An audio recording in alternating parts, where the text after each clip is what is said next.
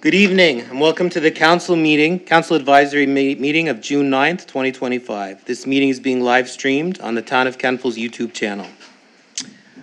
I respectfully acknowledge that we are on the traditional and unceded lands of the Mi'kmaq people. We honor their deep connection to this land, past, present, and future. And I also recognize and honor the contributions and heritage of African Nova Scotians whose ancestors have shaped and enriched this community for generations. The chair notes we have quorum. I'll ask council if they have any conflict of interest issues that council should be made aware of prior to the meeting. There being none, we'll keep moving along. We've been provided with a proposed agenda. CAO, do you have any changes to this agenda? Thank you, Your Worship. After discussion, we are deferring to a later date the Bursary program under 6A. Okay. Any other changes or? I've nothing further. Okay. Any other changes from council, additions or deletions? Okay. Councillor Savage and a seconder, Deputy Mayor Kroll. All those in favor? Those opposed? Motion's carried. You have a set of minutes in front of you from the May 12th CAC meeting. Are there any changes to this set of minutes? There are none. They'll be filed as presented. Tonight we have two presentations. The first one is from the Annapolis Valley Regional Library. And we'll invite Julia Merritt up to the podium. Welcome. You know the drill. You have 10 minutes. All right. Thank you. And did my presentation make it in? Okay, amazing.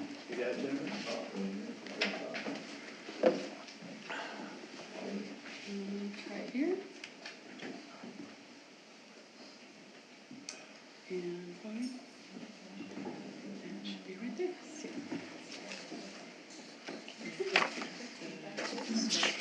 Play will be right up here. Okay. Yep.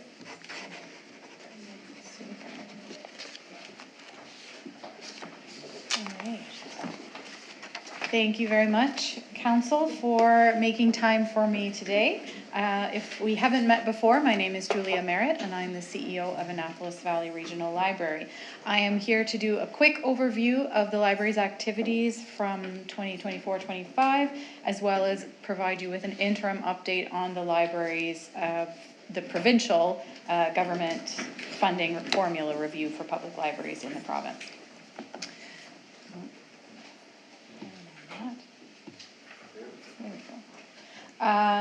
I do continue to have good news to report in terms of community engagement and participation.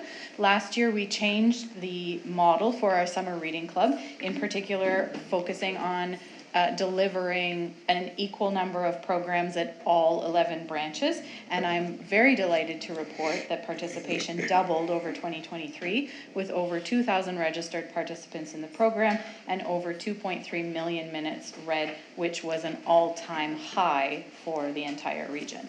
So we hope to grow that participation again this year and help combat the summer reading slide and help families stay connected in their communities with free family activities. Also, we issued over 3,700 new members, which means that we are now at over 25,500 active card holders, which means that nearly one in 4 residents in the Valley has used their card in the last 2 years. Also, we're very happy that we were able to work with 4 municipalities and get rid of the supper hour closure at the following 4 branches: Bridgetown, Lawrencetown, Middleton, and Port Williams. So we now have continuous hours of service over that 5 to 6:30 time slot. I also have good news to report in terms of long-term usage trends. So when we pull the data from 2009 to 2024, we can see that the circulation of books alone has increased by 30%, while the net population in the region has only increased by 10% at that time. That doesn't account for any changes to walk-in traffic, program attendance, computer usage, or any other form of help that the library provides. So, and as this council has heard before, in the previous fiscal year, there were over 300,000 hours of Wi-Fi and in-house computer usage alone in the 12-month period. So there's huge, huge uses at the library, and it speaks to the ongoing importance of the library in people's lives. When we look at the data more closely, month by month over that 15-year period, we can see 2 time periods where the increase really bumped out. And the first is between 2015 and 2019, when 5 of the 11 branches were either renovated or completely rebuilt. And then in 2022, when all 8 rural library regions joined together to become the Same Page Consortium, which increased our access to library holdings from 120,000 physical items to over 1 million physical items. So that's proof positive over long periods of time that investment in libraries is both welcome and well used.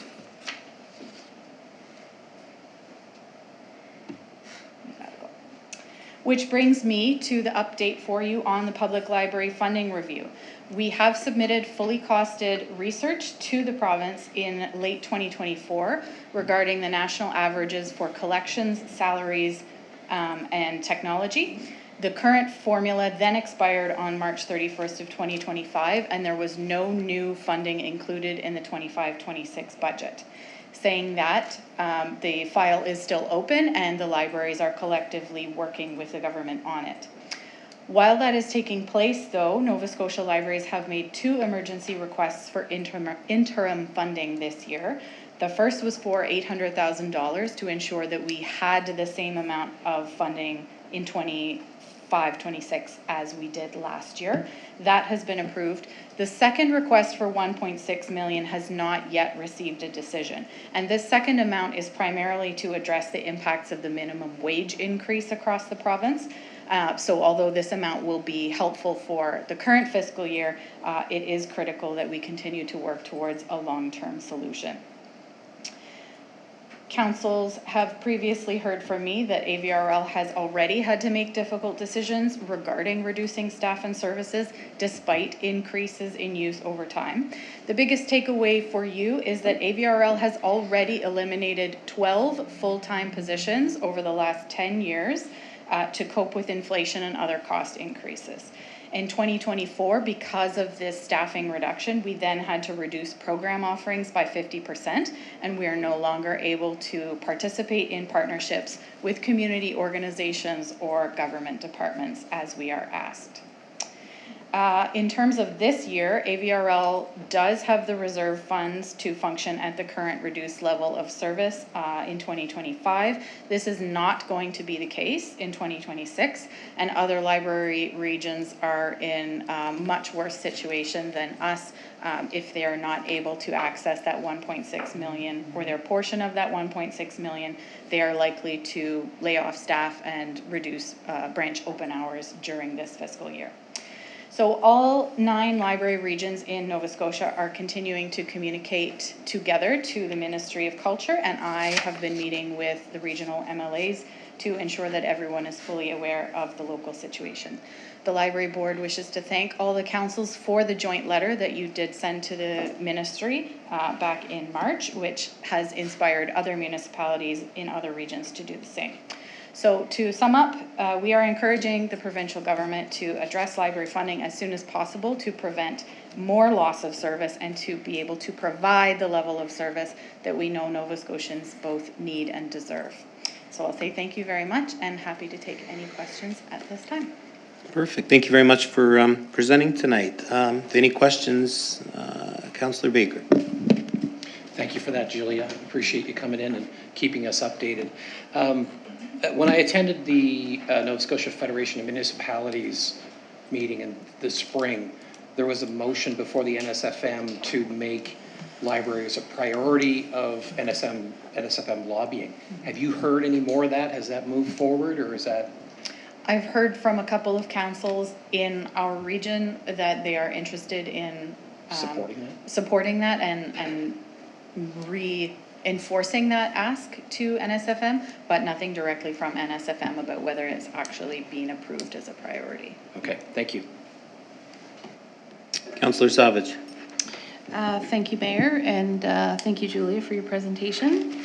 Just to sort of dovetail on Councillor Baker's question, with respect to the conversations that you're having with the Minister of Culture and Heritage, are you getting any sort of feedback from that person as to sort of how libraries stack in terms of popularity, or whether they are supportive or not? We're not getting very much information back at this time. We are providing as much information as we can to describe the scope of the issue and the impact of the issue, but we haven't heard anything to date. Okay, thank you. Thanks. Councillor Andrew. Thank you. It was well written and well presented. I'm just wondering, is there and forgive me for my ignorance in this, is there a place for volunteerism within our libraries? There are, but not in terms of operational hours. We are a unionized environment. Right, okay. So does being unionized impact the undergirding kind of philosophy of being a non-profit entity? Is that something that's changed over the years? Like I noticed there was, when we think about inflation and costs and living wage and all those parts, does that impact that I don't know. I had a conversation with I won't name the person, but a lovely conversation with a longtime library staff, and we were bemoaning the fact that we didn't have a bookmobile anymore. And anyway, just I think my sense is from the people I do know who work in libraries and have, it is kind of also a passion project. That doesn't negate in any way the fact that it is also a profession, right? But anyway, I'm just wondering about the philosophy of that, and because that does impact something, and I guess I guess I hadn't really put that together. I was wondering, because it seems to me that you go to the hospital and you see people volunteering, and there probably is some area where there'd be people that might, that's kind of my thing. I love getting people to work for free. And I'm thinking of people right now. I'm thinking of faces of people that I know who would be probably honored to greet people or do something that would maybe take some of the burden off of, because I've heard that for sure with decreased staff and increased usership. That's a challenge. Anyway, I know we have lots of discussions to have around this, but those are they're kind of comments and kind of questions. I don't know if you have any magic answers in your role. I don't really have any magic answers. Certainly the labor bargaining unit has an increased ability to negotiate for better working contracts. And with respect to the wages, we are so far below the 50th national percentile in terms of wages that any increases that they have achieved are really quite nominal. And to your point, it is a profession. It does require skilled labor. The number and types of tasks and skills that a library staff person would be required to deliver on a day-to-day basis is very extensive, and so it does deserve compensation. So we don't see the union as a challenge in that way. We are focused on what it takes to provide sustainable library service in the community. Thank you. We are operating at the leanest amount that we possibly can at the moment. Okay, I guess there's no more questions. Thank you very much for coming by. Thank you. Okay, take care. Thank you.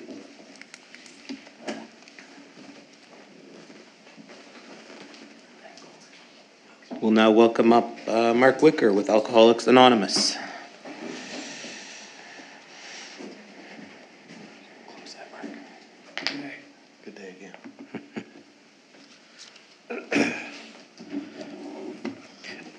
Thank you for allowing me a segment of your agenda time. Greatly appreciated. My name is Mark, and I am here this evening as a member of the Public Information Committee of Alcoholics Anonymous. I do not speak for AA. I am simply a volunteer with the committee, and you will become aware very quickly I am not a public speaker. A public information committee for an anonymous group may seem like a bit of a challenge, but it's really not. The role of the Public Information Committee is to get the name and number of Alcoholics Anonymous into the public so someone who may need our help will be able to reach us. On a local level, we have initiated several projects to accomplish this task. Recently, Alcoholics Anonymous was featured in the local newspaper, the Valley Wire, who provided us with front page coverage outlining our program, and that was done anonymously, of course. We erected a billboard on the wall of a local business with their permission, clearly visible to passing motorists. A second billboard will hopefully soon find a home. We also set up a table at the Kentville Home Show where we were able to hand out over 1,000 pieces of information to the general public during that weekend event. Our contact information has also been distributed to doctors, medical clinics, clergy, law enforcement, and other sites that may benefit from having our information on hand. We also speak with groups of professionals in a setting such as this to create awareness, build relationships, and to keep the lines of communication open. Today is simply another opportunity of letting people know who we are and what we do. The program is anonymous, not secret. This is a good time to take a moment and describe exactly what the program of Alcoholics Anonymous is about, summed up in a couple of simple paragraphs. Alcoholics Anonymous is a fellowship of people who share their experience, strength, and hope with each other, that they may solve their common problem and help others to recover from alcoholism. The only requirement for membership is a desire to stop drinking. There are no dues or fees for AA membership. We are self-supporting through our own contributions. AA is not allied with any sect, denomination, politics, organization, or institution, does not wish to engage in any controversy, neither endorses nor opposes any causes. Our primary purpose is to stay sober and help other alcoholics to achieve sobriety. And I should also provide a bit of history. Although much more complex than what I am about to share, this is a brief summary of how the program began and how the professional community played a role from the beginning. In 1935, a stockbroker from New York named Bill Wilson met a doctor from Akron, Ohio, Bob Smith. Both men were suffering from alcohol abuse and could not stay sober. When they talked with each other with an understanding of their predicament, they managed to stay away from a drink. This was the birth of Alcoholics Anonymous. Today, they are affectionately known by millions as Bill W. and Dr. Bob, the co-founders of Alcoholics Anonymous. In the early days of the program, Bill and Bob were assisted by many non-alcoholic sources. They received help from the medical profession, clergy, psychiatry, and others in the professional field. In those stages of development, several key events occurred, giving the program a significant boost.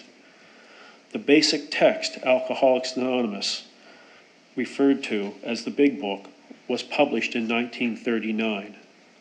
The same year, in the fall of 1939, Liberty Magazine published an article about AA, resulting in some 800 urgent calls for help.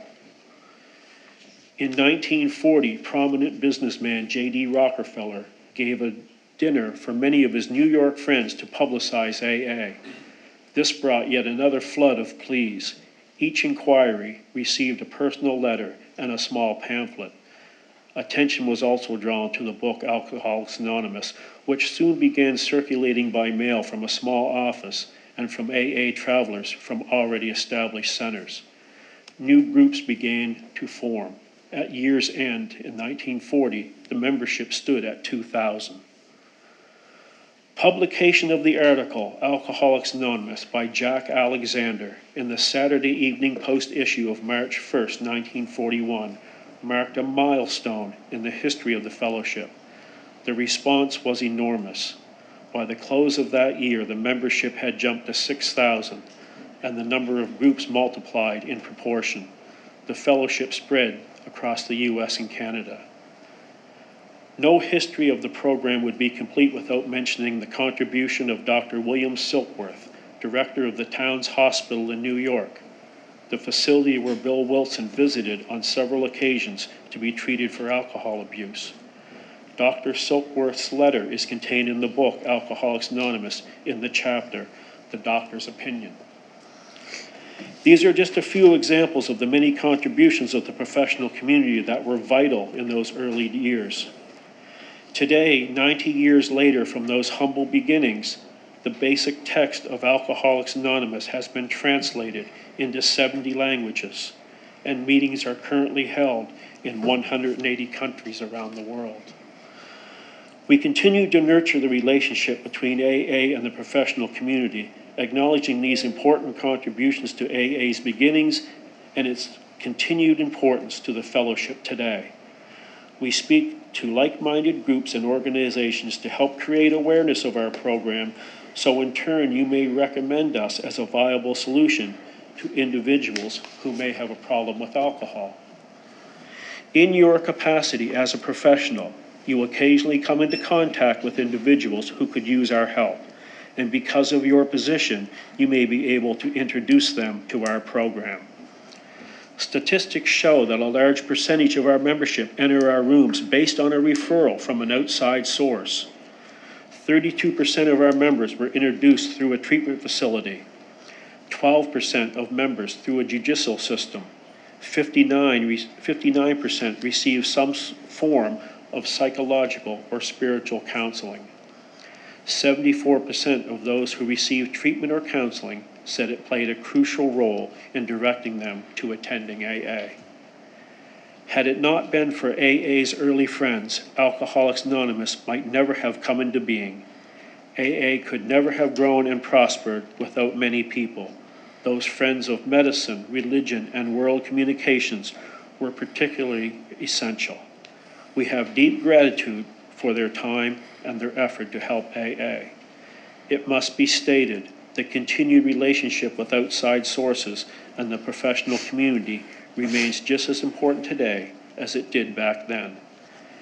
And just a side note, when the global pandemic hit in 2020, the staple of AA meeting places, community halls and church basements, began to close their doors to public gatherings.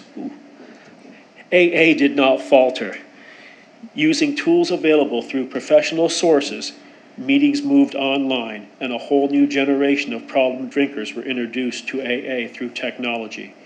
AA meetings can currently be found online 24 hours a day, anywhere in the world.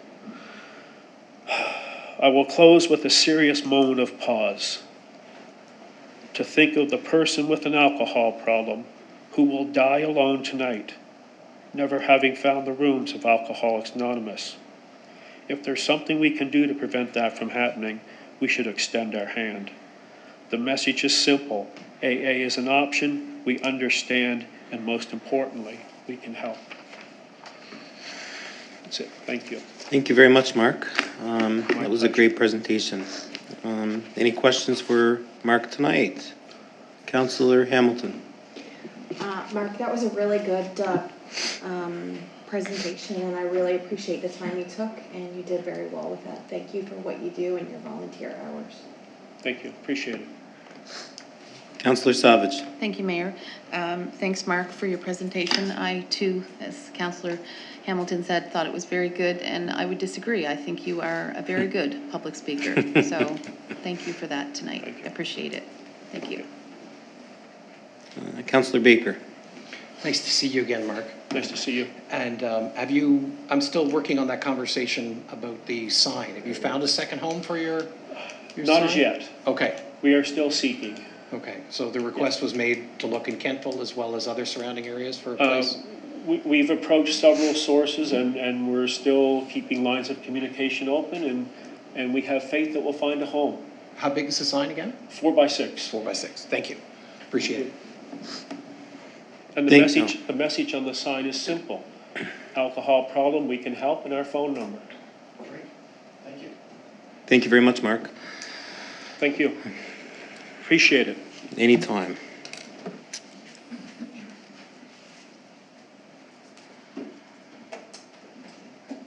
Councillor Hamilton. Councillor Hamilton. Just point your towards your, yeah, it's okay. So we'll move on now to reports from the staff. We'll welcome up Director of Finance. She knows where to go, I can tell. Good evening, everyone. It's one of the first times I feel like I need to lift this up. I have circulated a very short report for this month, given that we are very much concentrating our efforts on getting our year end finalized for last year. So there are no financial results for 25-26 as of yet before council. I did want to share, as you could see through the report, that our current preliminary figures for our results for the operating fund for March of 25 is around a $200,000 surplus. And as noted, we would be transferring that surplus into the operating reserve. And as part of our capital budget deliberations, council had some conversation around how that might be utilized. That can still happen. Once it moves into reserves, it can be moved out at the will of council. Also wanted to share that currently our sewer deficit is at about 117,000. So that is not looking as favorable as the operating fund, but gives you a little sense of where we are at this point in time. We are still, those are still being audited, but we do not expect them to deviate very significantly from that at all. I've provided capital expenditures to date, which are very low as a percentage of total budget. However, a significant portion of the work has begun or tenders have gone out for a lot of the projects. Expenses are just, will probably start flowing in the July-August period. So you'll see that escalate over the coming months. From a taxes perspective, you can see that we have only 8.2% of our taxes remaining for our first installment for 25-26. You will also note that there is a 0.8% of the 2024-25 taxes that were levied that still remain outstanding. I've taken a look at this compared to last year. Last year, we were at 10.2% of current year taxes not collected after first levy, so it has improved this year, and the amount that we would have had outstanding for the prior year taxes was around 63,000, so a little bit more outstanding this year for last. It's a larger number of accounts, but smaller values. So something that we are certainly monitoring, but not at a risk point yet for the 24-25 tax year. Other than that, not a lot else to add, but I'm happy to answer any questions. Thank you very much. Any questions for Director Matthews based on this report? Councillor Savage. Thank you, Mayor. Good evening, Director Matthews. Just a quick question around the sand sewer, the rate adjustment.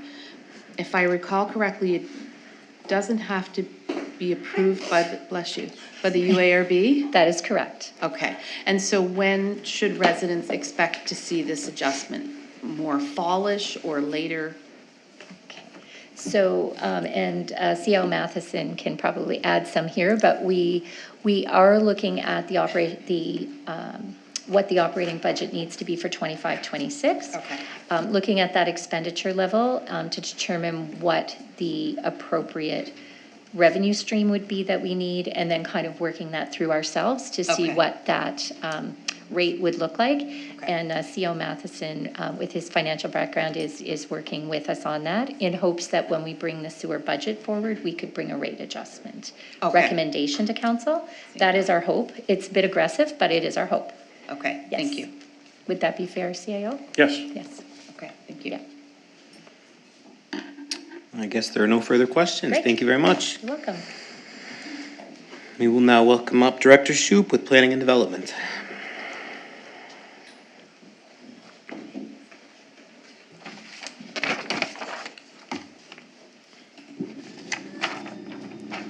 Good evening, Mayor and Council, members of the public.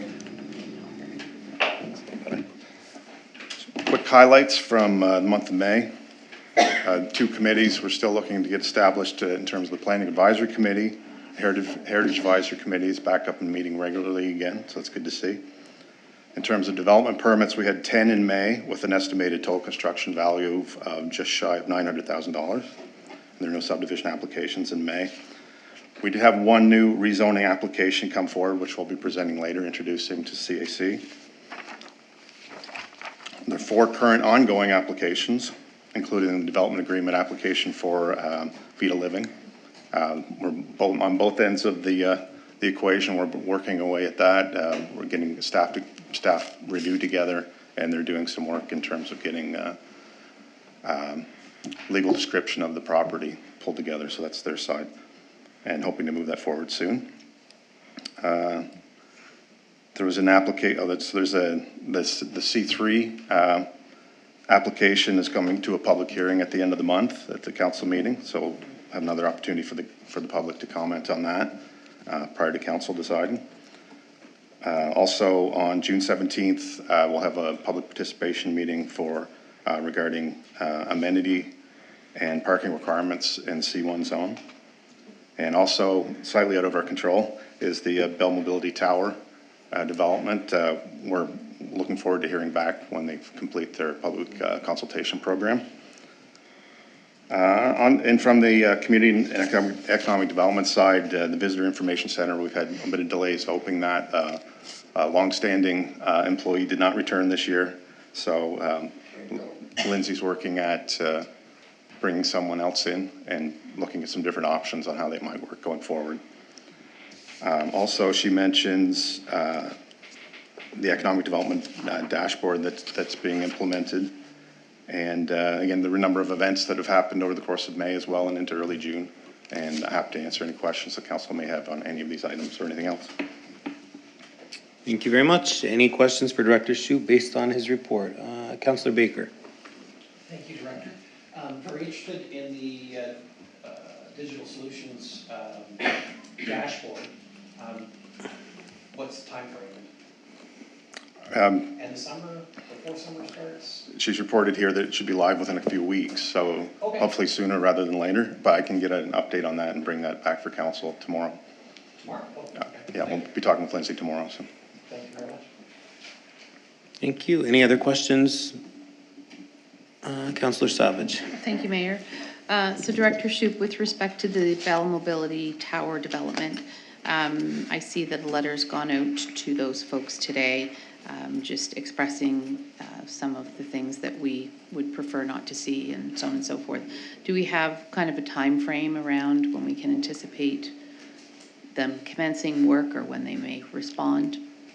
I can share again the full program. There's different time increments where they have 30 days to respond, and then the applicant has another set period of time on which they issue a response to that. And I think there's one more round of that before they wrap it all up and send a report to council, and then take it all to Industry Canada.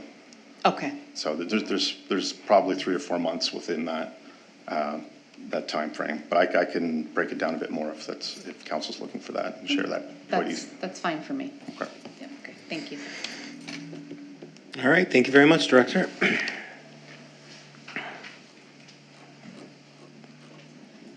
Welcome, Director Langell with Parks and Recreation.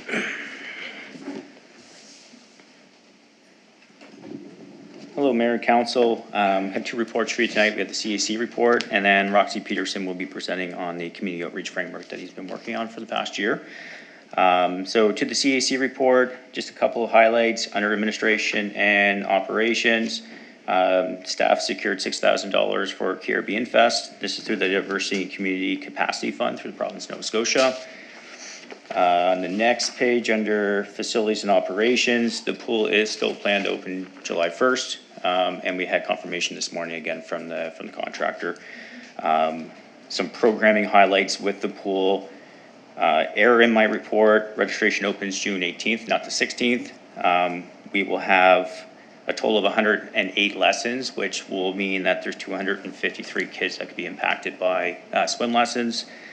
We have 4 parent and taught classes, and that could impact 28 or 24 families, and then we have 4 aquafit classes. which could make an impact of 80 people as well. And then finally, under World Environmental Day, which happened this past weekend, we had 150 to 200 people come out and take part. It was an event that was supposed to be at the Miners Marsh as well, but due to weather, we had it just at Oakdean Park in the Ravine. And then one final note, the Gorge, Alicia and Monet are hard at work with HWA at the Gorge and at the Ravine. We will have park closures in the Gorge for HWA treatment. All the measuring has been completed. Dates will be announced on social media, and it'll be dependent on weather conditions for that treatment. And that's my report. Thank you very much. Any questions for Director Langell based on his report? Councillor Maxwell. Thank you, Director Langell. Just wondering if our rentals for the pool has gone up with the closure of Acadia.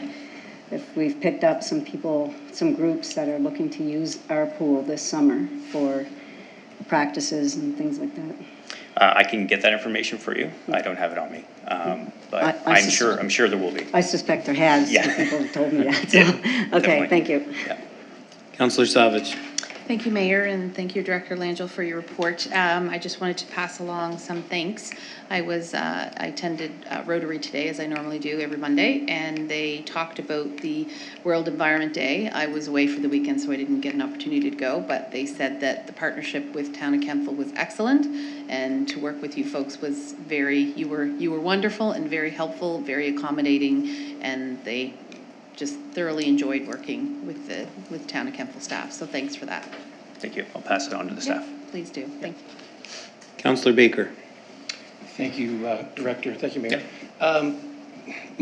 My accessibility lens is on when it comes to registrations for swim lessons, because I know there's going to be such a demand this summer.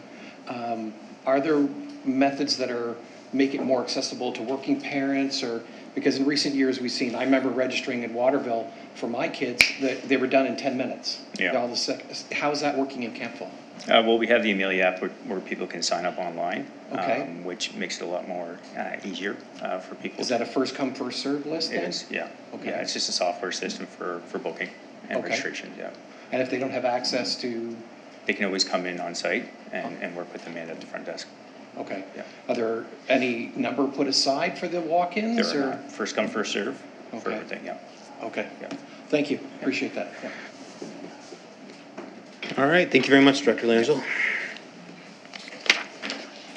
We'll now welcome up the chief. Oh, Marty's coming. Sorry, Roxy's coming up. Roxy Peterson with his community outreach framework presentation. We'll send the police up after. Should it be on here? Yeah. Sorry.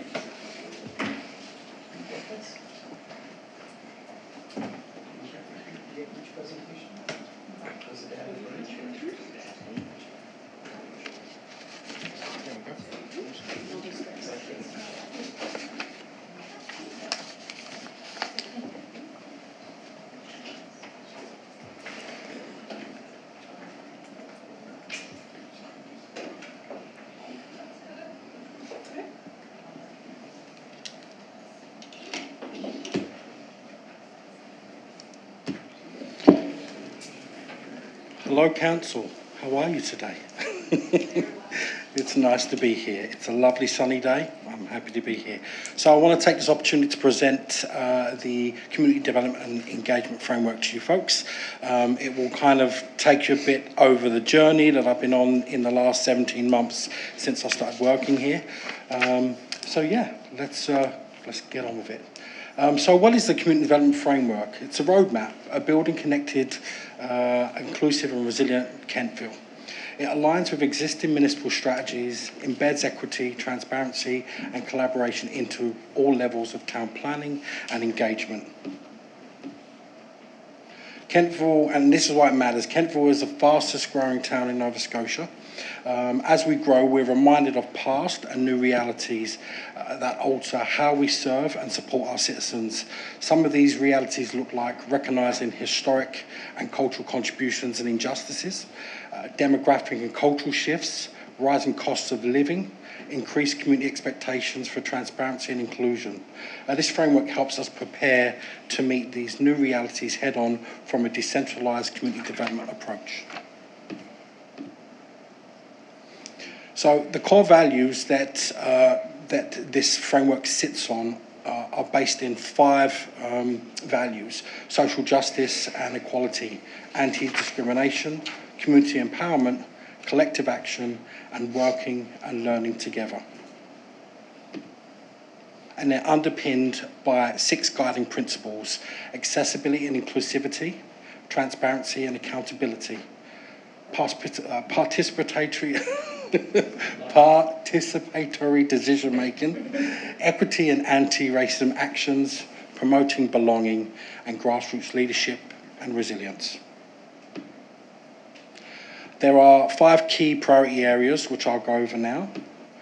Priority 1, strengthen community engagement. This priority emphasises the importance of creating more opportunities for community members to engage actively in local governance and decision-making. The focus is on implementing participatory processes that give residents a voice in matters that directly impact their lives. Expanding advisory committees and increasing the transparency of decision-making processes will help ensure that people from diverse backgrounds and perspectives are represented. Actions, participatory decision-making from resident advisory groups, inclusion, accessibility, equity and belonging, planning, so citizens can directly shape bylaws, policies, programs and events. And equity assessments. Use tools such as the Anti-Racism Charter, Inclusion and Accessibility Plan, and Dismantling Hate and Anti-Racism Plan to audit programs and infrastructure, removing barriers for full participation. Priority 2, enhancing accessibility and inclusivity. This priority aims to remove both physical and social barriers that prevents full participation in community life. Accessibility efforts will include transitioning public spaces, events and services to accommodate individuals with varying abilities, such as renovating and adjusting assets and infrastructure, providing ramps, accessible transportation options and inclusive programs. And we can look more at the model of disability between the clinical model versus the social model. I'm happy to talk about it afterwards if that's something that's not come across your radars. Where was I? I should have. Social inclusion efforts, yeah, I've done that one, didn't I, right? So, yeah, social inclusion efforts will focus on addressing systemic barriers and biases that may prevent underserved equity-owed groups from participating in community activities and decision-making. This will include outreach and unrepresented communities such as Indigenous, African Nova Scotian, newcomers, racialised communities, individuals with disabilities, and the 2S LGBTQIA communities and low-income community groups to ensure they have equal access to opportunities and can contribute to the town's development by actively removing these barriers. The town will foster a more inclusive and welcoming environment for everyone. This action may look like updating the accessibility and equity plans every 3 years in collaboration with equity-owed groups to audit town spaces, assets against universal design, the 2022 Dismantling Hate and Racism Act, and Kentville's long-term accessibility goals. Priority 3 is about fostering grassroots leadership. So fostering leadership from within the community is crucial for creating long-lasting change and strengthening the fabric of a town. This priority focuses on identifying and supporting community leaders and champions, guardians and individuals who are already making an impact in their neighbourhoods and communities. These community champions often have unique insights into the needs of their communities and can be powerful advocates for change. By building provision, training, mentorship and resources to these local leaders, municipalities can empower them to take more formal roles, running for council or sitting on committees to further amplify their positive influence. Additionally, cultivating a culture of leadership at the grassroots level will inspire others to take initiative, ensuring that leadership is diverse, sustainable and reflective of our community as a whole. So, for example, training, capacity building. I'm currently working with the Mi'kmaq community to look at our name. So Kentville and, our traditional Mi'kmaq name, Upsit Kwekcha. Sorry, I'll try this again. And it's so rehearsed, which is our traditional name, which means a falling place. So working with a group to identify that and to look at the importance of having that as a part of our identity. Youth leadership, we're hoping to talk to youth about how they feel they can be a part of municipality and civic engagement. There used to be a youth council here years ago, so we want to look at if that's needed or what young people feel about that. And neighbourhood activation, establishing provision for grassroots initiatives. So Oak Dean Park, we're seeing a lot of great things, a lot of change and a lot of new community leaders doing great things out there. This priority number 4, cultural social inclusion. This priority focuses on recognising and celebrating the diverse cultural heritage of Kentville as it's central to fostering an inclusive community. This priority focuses on initiatives that acknowledge the contribution of Indigenous, historic and new cultural groups, promote intercultural dialogue and encourage understanding and appreciation of differences. Activities might include stronger provision for cultural festivals, educational programs about the history and contribution of different cultural communities, and public art projects that reflect the town's unique cultural history. These efforts not only celebrate cultural differences, but also help bridge gaps between communities, building stronger relationships and greater sense of belonging. In my 17 months, I've worked hard to connect with our historic equity-owed communities, and we have great relationships as I speak with Gibson Woods, Van Star, the Black Education Association, the Jamaican Liaison Service, the Elevate Cultural Enrichment Hub, the Caribbean cultural group of Acadia and African Nova Scotian Affairs. If you look around, you'll see things that highlight our heritage here, which I'm proud, and that this stuff has been made in collaboration with these communities. And currently we have a kiosk. I've had the privilege of working with Tracy Clements, who is the CAO of the Elevate Cultural Enrichment Foundation Hub, and one of the things that came out of that, when I got here about 17 months ago, I looked around, and I don't know if many of you know, but I'm of African American heritage, and I looked around and I said, looked at my colleagues and said, my colleagues are fantastic, it's a great place, but, I'm as kind of black as it gets. So I really kind of want to kind of bring culture and bring back and find out what's going on for our African Nova Scotian communities. And Tracy came and joined me, and together we formed the Ubuntu project, which has 2 forks. Fork 1 looks at representation here at Council. Fork 2 looks at our history, which is Sankofa, which means to look back and retrieve. And from those efforts, Fork 2, I led Fork 2 with Tracy's support and looked at how Indigenous, Black and racialised folks can feel, if they feel a sense of belonging here and what that looks like. And so from that, the Diversity and Belonging Task Team was founded, and now the Equity and Belonging Committee, which we're proud of. And then Tracy took the Sankofa path, and she looked at, she decided that she needed to start the Elevate Cultural Enrichment Hub and started to look at the history, Pine Woods, which is a prominent part of our town that some people don't know about. So there's the kiosk, which talks about the history of Pine Woods, which makes up part of the north end of Kentville. And the history is beautiful, but also sad in some ways. Priority 5, sustainability and community wellbeing. In addition to fostering engagement, accessibility, leadership and cultural inclusion, the framework prioritises sustainable growth, environmental stewardship, ensuring that community involvement aligns with long-term environmental goals which enhance the quality of life and preserve Kentville's natural beauty for generations to come.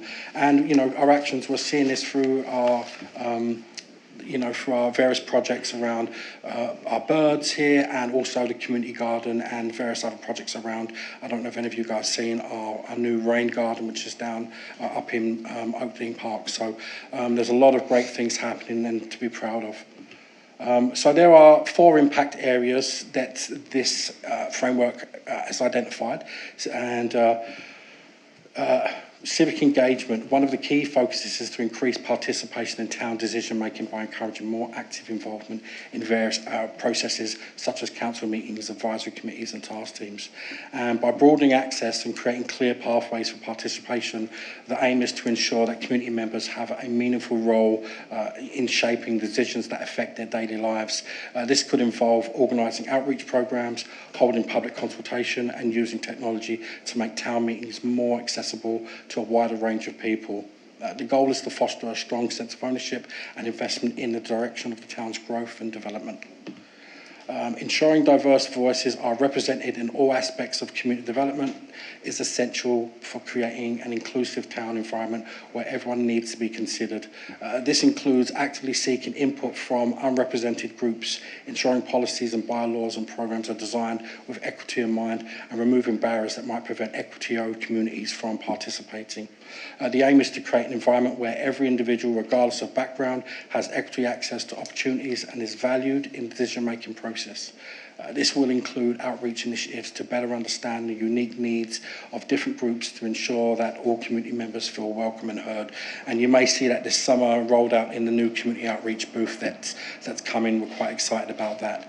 And community impact area 3, social wellbeing and community cohesion, creating a sense of belonging and social support for the community contributes to mental and emotional wellbeing, working at the grassroots with community to create programs aimed at fostering social connections, inclusivity and supportive networks such as senior social clubs, youth engagement programs or community building events. This strengthens the resilience of the community and can alleviate feelings of isolation. And number 4, sustainable development, encouraging environmental responsible practices and community-driven projects is at the heart of this area. I don't know if you guys have seen the Soji project that's been out there doing great work. So supporting that and getting more folks engaged is always a great thing to take pride in town through those initiatives. This includes initiatives such as promoting energy efficiency, reducing waste, protecting natural resources and supporting and creating green spaces within the community. It involves engaging residents in environmental projects like community gardens, clean-up initiatives, conservation of arboreal flora and sustainability education programs. By fostering a culture of environmental stewardship, the aim is to create a town that thrives while respecting and preserving the surrounding natural environment. Sustainable practice can encourage long-term ecological health. So monitoring and evaluation, this framework will be evaluated based on resident feedback, regular surveys and public consultation, participation metrics, tracking engagement levels in town initiatives, equity and inclusion indicators, assessing improvements in accessibility and representation, impact reports, annual assessments aligned with Kentville's Parks and Recreation Department's reporting structures, but it can be, adapted to fit other departments, of course, and continuous improvement, regularly review framework to adapt to evolving community needs, collaborate with council, citizens, partners to refine and expand engagement and engagement strategies, and publish progress reports to ensure transparency and accountability. And in conclusion, we've arrived. Kentville's Community Development and Engagement Framework is a forward-looking guide to building an inclusive, resilient town grounded in national occupation standards for community development, the Dismantling of Hate and Racism Act, Activating Your Neighbourhood Framework, and Recreation Nova Scotia's Anti-Racism Charter. It further commits the town to equity, respect and meaningful participation. Recent wins inclusion, accessibility and equity belonging action plans, the Oakdean Park Community Garden Group, the Kentville Equity and Belonging Inclusion Accessibility Committees show vision and action in the work that's happening. These initiatives elevate underrepresented voices, create spaces for cultural exchange and foster healthy, sustainable neighbourhoods. By keeping the framework community-driven and rooted in residents' experiences, Kentville ensures future growth that embraces diversity, strengthens collaboration and gives every resident a chance to thrive. And then a reference. Do you want me to read those out one by one? We're going to read all those, Roxy? Yes. Thank you very much for that. Sure. Any questions for Roxy based on this report? Councillor Maxwell. Thank you, Roxy, for that report. And I just want to send out major kudos for the environmental, World Environment Day that you had on the weekend up in Oakdean Park. It was amazing. And I think when I was by, there were a lot of people there. I'm thinking maybe later in the afternoon more came by. And the rain garden is awesome. And just the whole structure and setup was amazing. So Thank you. thank you. And I really think it's great to see the residents in what used to be called seniors apartments, but I don't think it's all seniors anymore.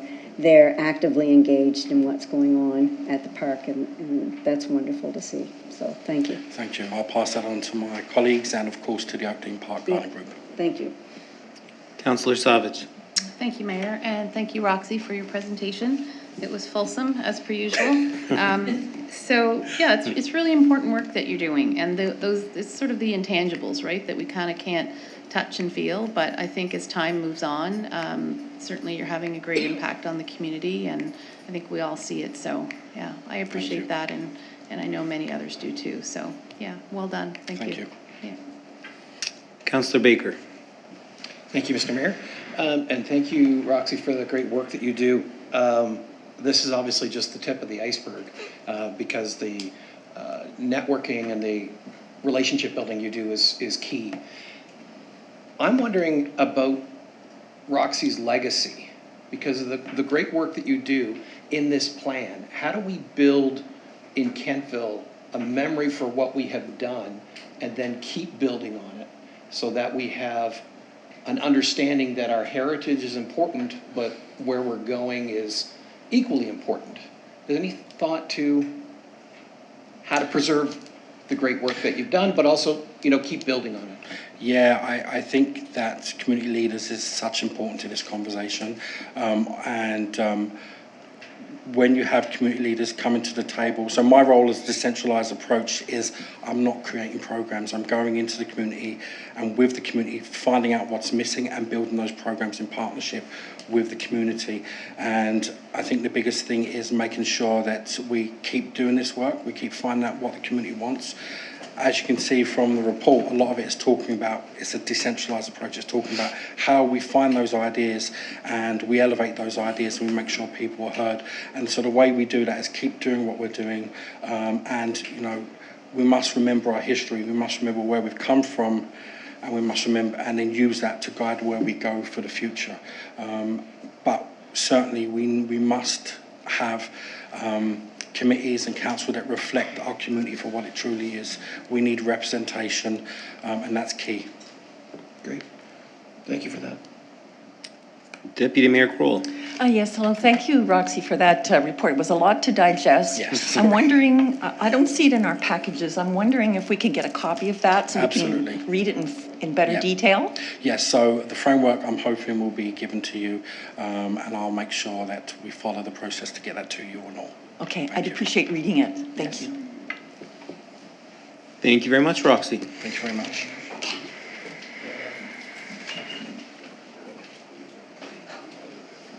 Now we'll invite up Chief Smith. There we go. It's a hard act to follow. Good evening, Mayor, Council, CAO, and Deputy Clerk. You should have in your package a April 2025 staff report to Board of Police Commission. It's a little bit different than what you've seen in the past. I hope you have it anyway. It'll highlight some of the stuff we've had on previous reports, like SOTS, Foot Patrol, Criminal Code, Calls for Service. I've kind of done it to compare 2024 to 2025, so you kind of have that comparison. But then I go on to highlights, patrols, training, some of our sections that we have and trying to highlight some of the great work that the service does. So I won't touch on everything, but I picked a couple of points that I wanted to touch on. So first off, I'd like to thank Ashley Ettinger, who is our community crisis navigator, who basically developed the program and how it works.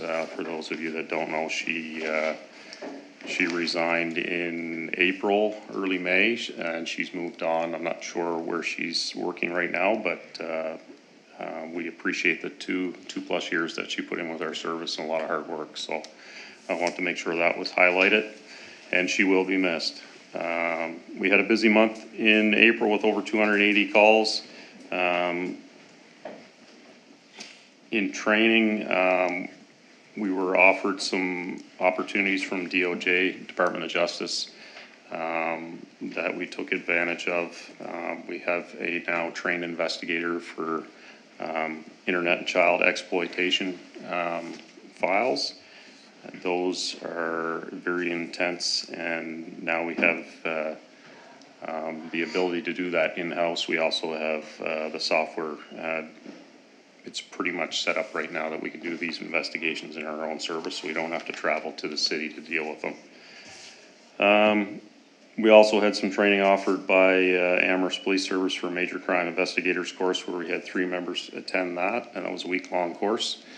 So CES, I'll change this so you all will all know, but CES is our Community Engagement Sergeant. Sergeant McNeil is new in that position. I think he's been in there now since October, I believe. He's doing some great work. He's getting his feet wet, and he's working a lot with, he's gone, Roxy, who has been phenomenal to deal with. It's been great working with that side of the town. So he attended the Senior Safety Expo in Berwick. He did some safety planning meetings, and he's been working with the Caribbean Fest as well, like I had mentioned with Roxy. Navigator position, obviously vacant. That's we've hired a new person for that position, and they will start in, I think it's about 2 weeks. I'll touch on that next time. Investigation sections, our general investigation section, he's busy with 8 active investigations. One of the major ones was an aggravated assault, sexual assault, and another ICE file. Excuse me. He's also one of our use and force instructors, so he's quite busy with that as well. So SCEUS, SCEU, is Street Crime Enforcement Unit. Something to highlight on that, they had a traffic stop that resulted in the seizure of 150 grams of cocaine, 150 grams of crystal meth, and a substantial amount of cash. They also did a search warrant that was executed, I believe, down in the Wolfville area. 10 loaded firearms seized, resulting in 40 criminal code charges along with homemade explosives. So a substantial search and seizure and charges laid. Our CIS&S, which is our Criminal Intelligence Service Nova Scotia, assisted South Shore SCEU with a drug file seizing approximately 1 kilogram of cocaine and a large quantity of unstamped cannabis and unstamped tobacco and cash. And then again, our one and only bylaw officer, Harlan Wood, with his, if he doesn't get close to his 50 statistics each month, it's pretty much the same, but he's very busy. So that's that. Hopefully it's a little better than previous reports, and if you have any questions, feel free. Councillor Andrew. My only question was, I'm pleased to see that Kentville seems to be kind of growing, coming alive as a center for events, town related and other. Mm-hmm. How does that, what kind of pressure, because this is kind of the season for events, and then that kind of coincides with the time where people prefer to be on vacation. How does that put additional pressure on you folks? That, how do you navigate that? It can be. So like Apple Blossom, for instance, I mean, those events can be tough. Typically, we don't have people taking time off during Apple Blossom, but it's, it does happen from time to time. I can touch on it now, but for us, we get a lot of support for Apple Blossom. We've got support from Halifax for the last 30 plus years. We get support from Bridgewater now, Annapolis Royal. So we seem to be able to, and we'll repay that when they have their events, right? So it's good in that sense. But yeah, there are a lot of events, right? And you just don't know what's going to happen. So, are there going to be 10,000 people in town, or are there going to be 30? Is it going to rain? It's rained the last 5 years. What's it going to be like? So it's hard to plan for, so we always plan for having as many people on as we can and go from there. I mean, we have another event coming up in, 2 weeks, Devil's Half Acre, which you know, depending on what the schedule is for that will depend on how many people we have working, but yeah. It can be tough. Yeah. And it's tough on the budget too. Because they don't work for free. Councillor Savage. Thank you, Mayor. Thank you, Marty. I like the new report. I think it's a little bit more clear and concise, so thanks for that. With respect to the replacement for the Community Crisis Navigator, so that's great to hear that you've replaced Ashley, but she's tough to replace, I know. Yeah. Do you see that the mandate of that changing in any way, shape, or form moving forward? Like, you know, some of the things that we've learned or that you've learned over the last, 2.5 years that she's been with you. Do you see it with somebody new coming in, having it take a new perspective of sorts? It's possible, again, when somebody new comes in with a position like that, that hasn't been there for an extended period of time, they could have different ideas, so it could change. Okay. It's not set in stone exactly what they do day to day, so I do look forward to working with this person and developing potentially new ideas. But Yes. still will be Yes. closely aligned with KPS and Yes. working directly with the officers? It will be. Okay. Yeah, absolutely. Okay. Yeah. Thank you for that. Thank you. Councillor Baker. Thank you, Mr. Mayor, and thank you, Chief Smith.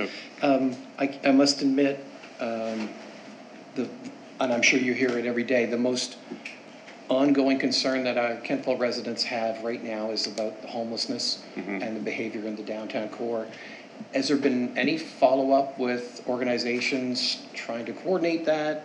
I know with the warmer weather comes more opportunities for people to be outside. Yeah, it's tough. I mean, again, it's, as I've said many times, being homeless isn't a crime, right? But being downtown, people will call, complain for different reasons, right? We have had meetings. I hope to have potential more meetings with KBC. We're looking at them coming and presenting at our next commission meeting, if I'm not mistaken. So yes, discussions are being had. What's the answer? Yeah. Okay, thank you. Yeah, if it becomes criminal and stuff then we can deal with that stuff. It's, when people are walking around downtown and doing nothing, then we can't do anything with that, so, yeah. Councillor Hamilton. Thank you so much for this report. It's a really great looking report. It's very clear and concise, and thanks for your work on it.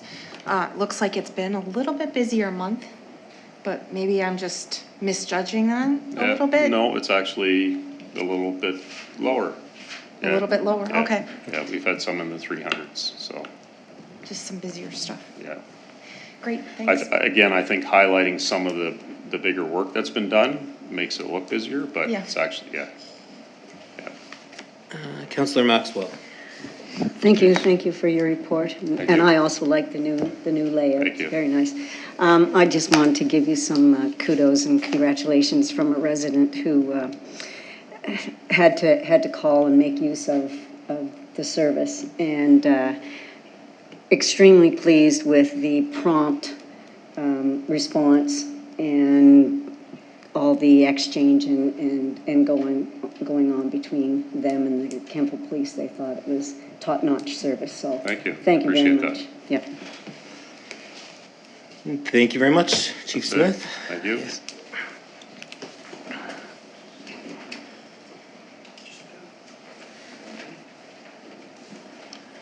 We'll welcome up Director Bell with Public Works. Good evening, Mayor and Council.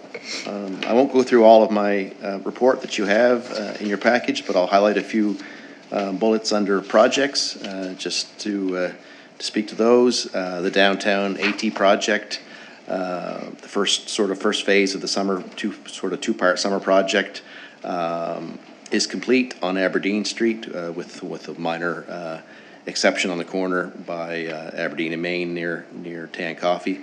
That will be completed when the contractor returns in July. They're going to be out of town the month of June, and that will help facilitate event that the Chief just mentioned, Devil's Half Acre, which happens in a couple weeks. So they'll be back mid-July to work on Webster Street, the north side, from the Royal Bank to the corner of Bridge Street. Also want to touch on the GRID program. That's the growth and renewal for infrastructure development. We just released a tender on Friday last week that utilizes 2 large grants. The GRID itself that is paying for up to 50% of an estimated $1.33 million replacement of end-of-life storm sewer, curb, and sidewalk on the south side of Main Street from Aberdeen Street to Prospect Avenue. And we also received up to $500,000 funding, again, up to 50% of $1 million from the province to mill and repave Main Street, or Trunk 1, this in the same construction zone, plus additional paving on Main Street from Millbrook Bridge to approximately Elm Avenue. And this tender will close next Thursday, June 19th.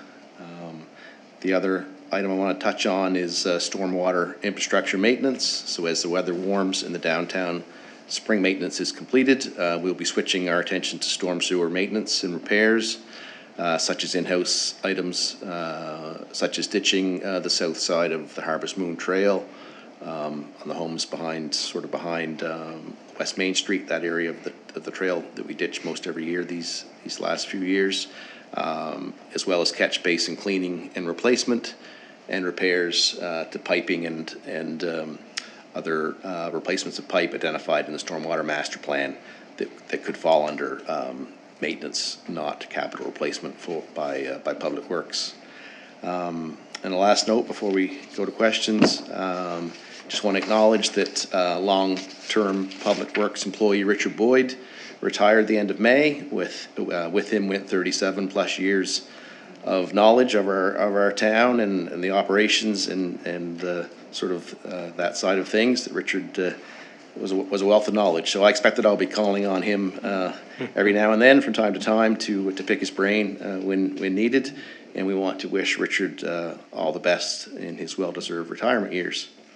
And that's the highlights of my report. Thank you very much. Councillor Baker. Thank you, Director Bell, for that. I appreciate it.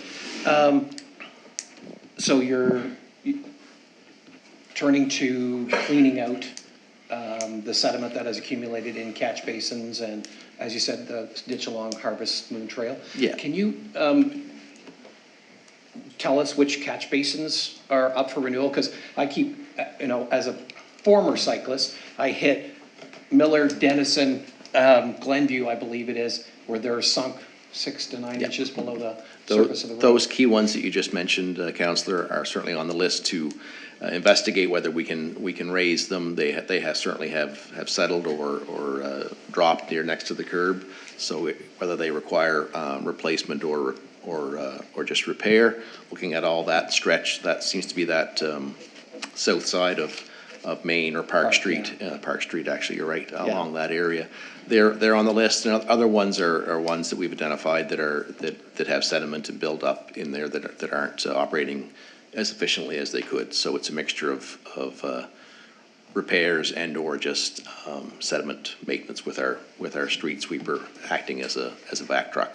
If we can't handle it with that, we utilize external third party street, or not street sweepers, but Vector trucks to do the tougher ones along. There's a few that I saw last week down on East Main Street that need some. They're not dropped, but they need some sedimentation control repairs. Thanks for that. You're welcome.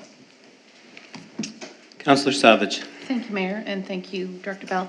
I too will speak a little bit about the stormwater infrastructure maintenance piece that you have in your report. So I know, we're talking in operating budget, sort of allotting somewhere in the vicinity of 25,000. I think it was 25,000 on a per annum basis for the additional. Additional. Correct. Yeah. So sort of in keeping with the Dillon report, if if you had your choice and money wasn't an issue, would it be higher than the additional 25,000 on a per annum? Could we utilize more based on what that report told us? We could always utilize more. They spoke more to capital investments. Yes. Which we will look at, of course, in the next 5 and Yes. and 10 years. Okay. For larger, not in-house repairs. We're looking at mostly, more replacements or new types of stormwater management, whether that be ponds or utilization of the sports fields, we'll say, as detention areas. But from a maintenance perspective, we can always, we look at the 5-year average, we increased it above what it has been. Okay. It probably still isn't even as much as what we spent in actual dollars in '24. Okay. We had a large weather event, which, was more of a cleanup, Yes. which has to get charged somewhere, so it gets charged to that GL. So last year's. It's somewhat of an anomaly. Last year's, and then 2 and 3 years ago, we had other blips that, we would exceed the budgeted operating amount for that given year. So, Okay. yeah, we could always spend more, for sure. Okay, thank you. Councillor Hamilton.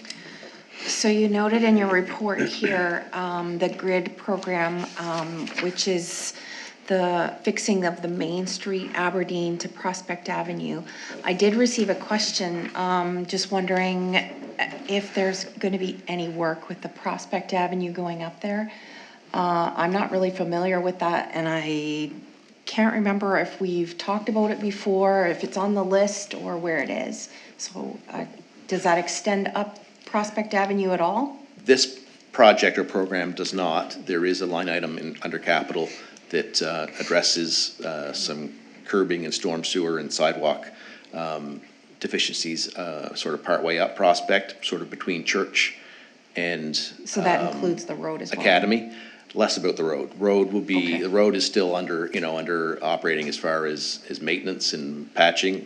There's no capital improvement planned for this year on Prospect. There's certainly some future years, underground infrastructure to upgrade on Prospect on the lower half of Prospect. The upper half is in pretty good condition underground, but there's certainly some old water, sewer and storm mains on the lower part of Prospect, which we would need to be looking to upgrade first and hopefully find, funding, 2/3 or better funding from the province and feds to help with those, very expensive upgrades before we did any paving or true road replacement. We'd be looking at repairs under operating and really just patching again this year. Okay, thank you. You're welcome. Councillor Maxwell. Thank you. Thank you, Director. I think I have to address this because if I don't address it, citizens are going to wonder why not. And that's the smell coming from the regional sanitary sewer. And I'm just wondering, that facility, how long has it been there? 1977 or 8, so 40, whatever the math is, 7 or 8 years. Quite a bit year. Okay, so in my memory, it's only been the last 3 or 4 years that we've gotten a smell from that. And so I'm wondering what the cause of that is, because if for all those other years there was no smell and now all of a sudden we're getting a rank smell, what caused that smell? I don't have a definitive answer, Councillor. We don't run the plant. We do, Councillor Savage and I do attend, and the CAO do attend regional sewer meetings, and I also attend technical subcommittee meetings. They've spent a few $1 million in the last few years and still have, I think, some more work to do. They say the biggest problem now is not enough oxygen getting into the primary first cell to effectively treat the sewage.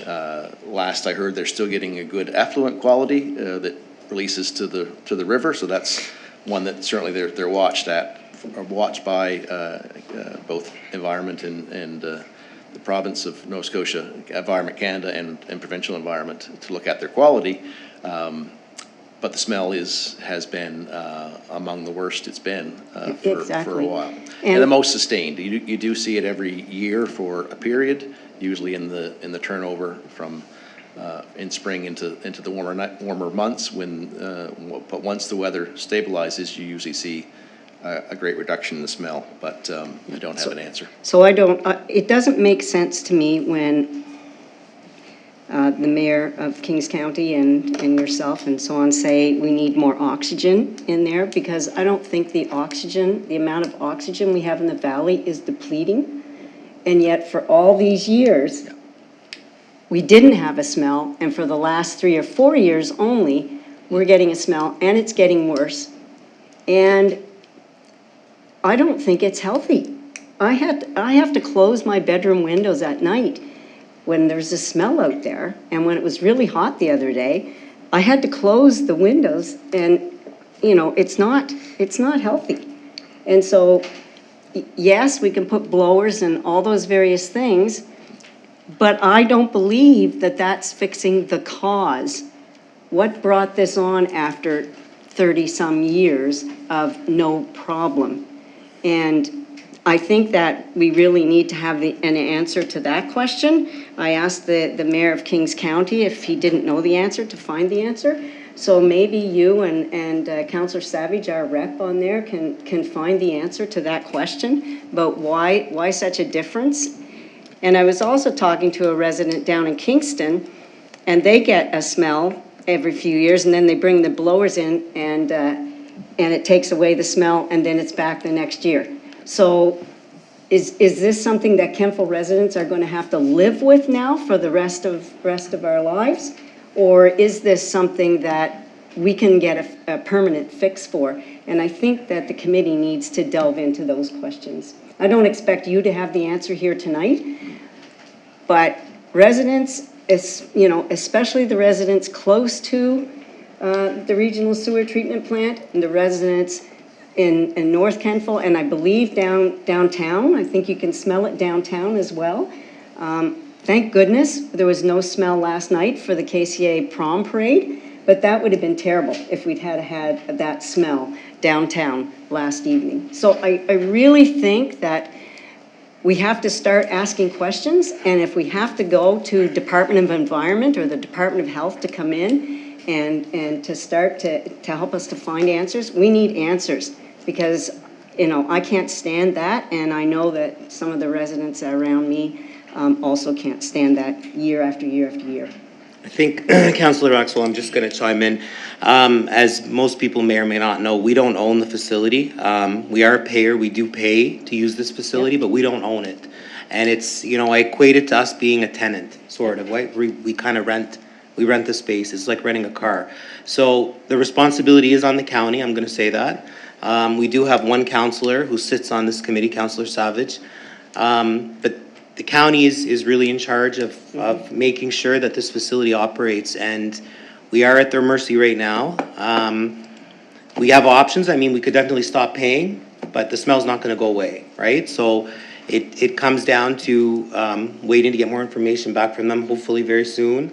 But I will echo what you said. We need to find the actual problem.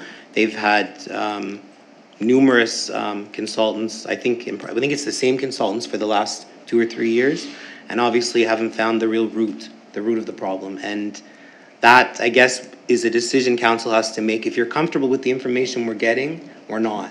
And if we're not, then we will have to have that conversation relatively soon. But I would urge anybody to contact, you can definitely contact us, but I would urge you to contact the County of Kings too. And I'm not passing the buck. I know people are going to say that. We're not passing the buck, but that's the reality of it. That's how it was set up, and it is owned by the County of Kings. So I will say that now officially. Thank you. Thank you very much. CAO? Just, I think the other point on that is to get the answers, we don't have, hasn't been enough data gathered over the years.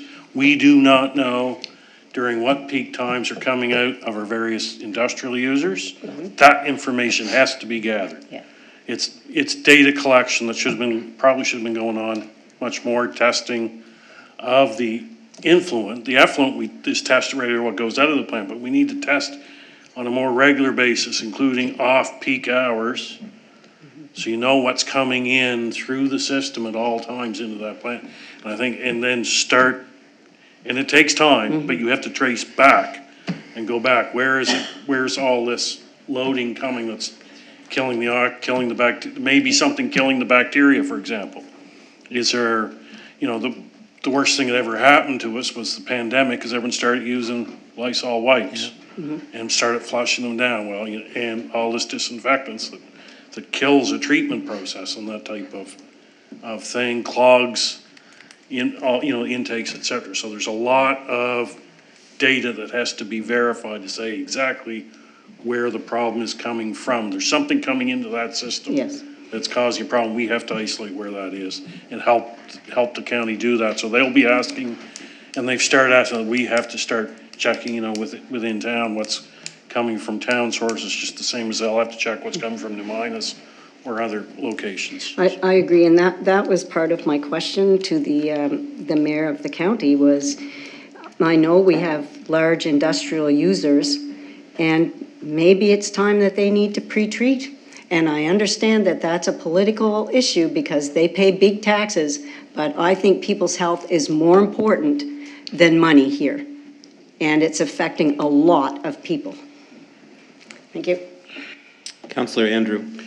I don't want to beleaguer the point, and I think I echo Councillor Maxwell's concerns, and the CAO actually answered kind of part of my question, but I guess that would be my concern. I live right beside the marsh, and we can't presently leave our doors and windows open because it smells like a piggery.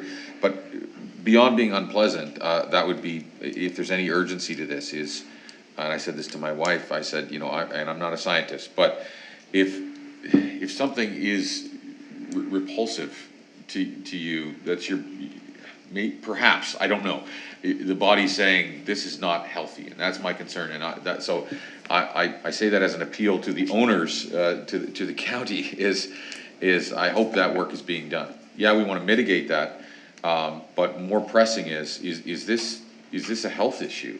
And so I throw that out there to those our partners and the owners of this, and I do get a sense behind the scenes that there is an urgency, and I guess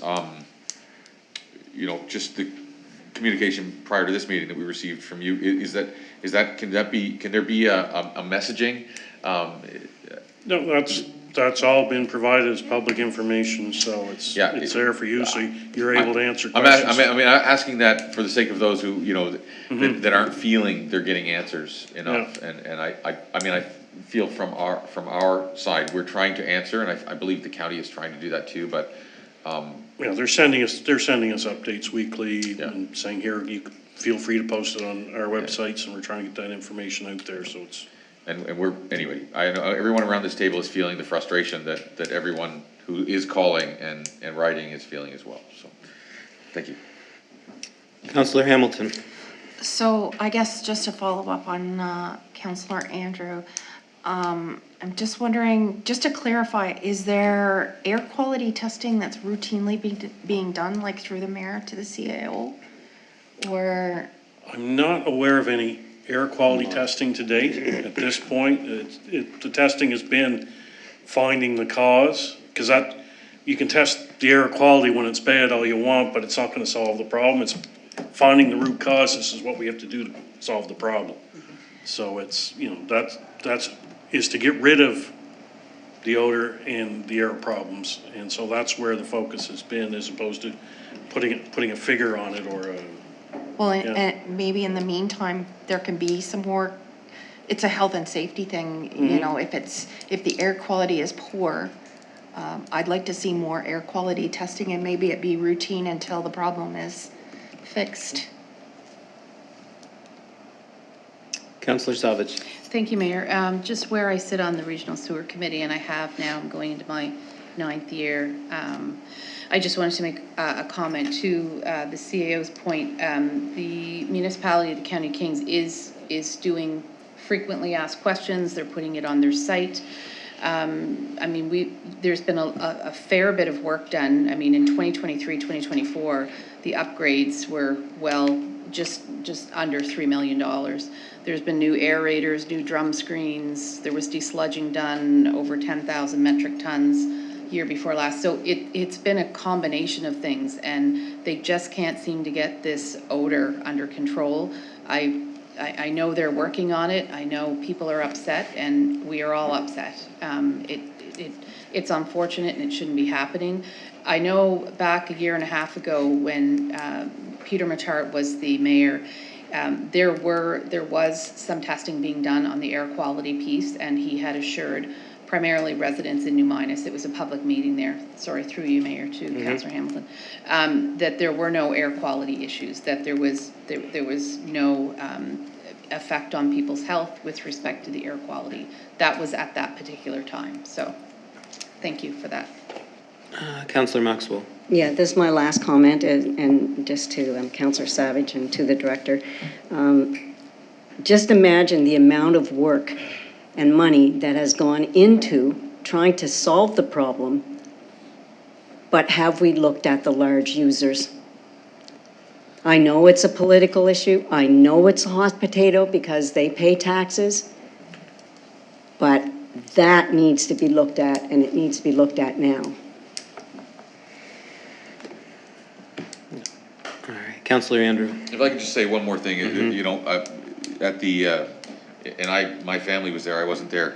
My understanding, there was a wonderful production of Wizard of Oz, and, but there was a joke made in the play. 6,000 people, how many of those people came from away? Thankfully, New Minas was named, not Kentville. We don't want to be tagged with that. And there was a rather comedic, I guess, comment made, just like New Minas. Those kind of things can stick with you, and I don't want us to become famous for this. Thanks. Thank you. Thank you, Director Bell. Thank you. Good evening. Move on to your report, CAO. Thank you, Worship. My section of the report is there. I have some commentary on a later agenda item that I'll highlight for you under that, I think I'll just leave it at that for now, and then Okay. I'll comment on the intermunicipal agreements. Okay. Any questions for the CAO based on the administrative report? I guess you don't have one, so we'll accept those reports into our file, and thanks to all the directors for being here. So we'll move on now to, skip that.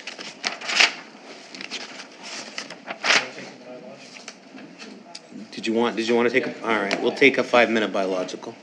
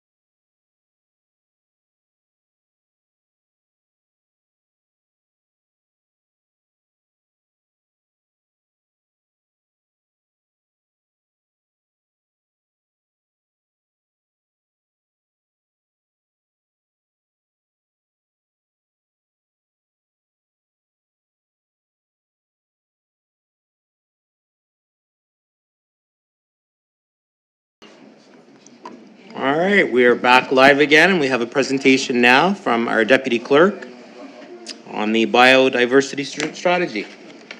Floor is yours. Thank you very much, Mayor Zabian, council, CAO, select staff, and solicitor. Thank you very much for the opportunity to present this strategy.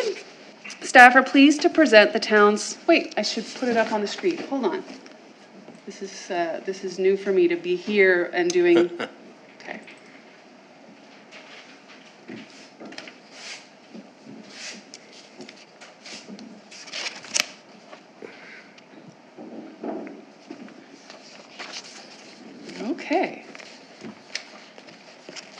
Okay, now we're set.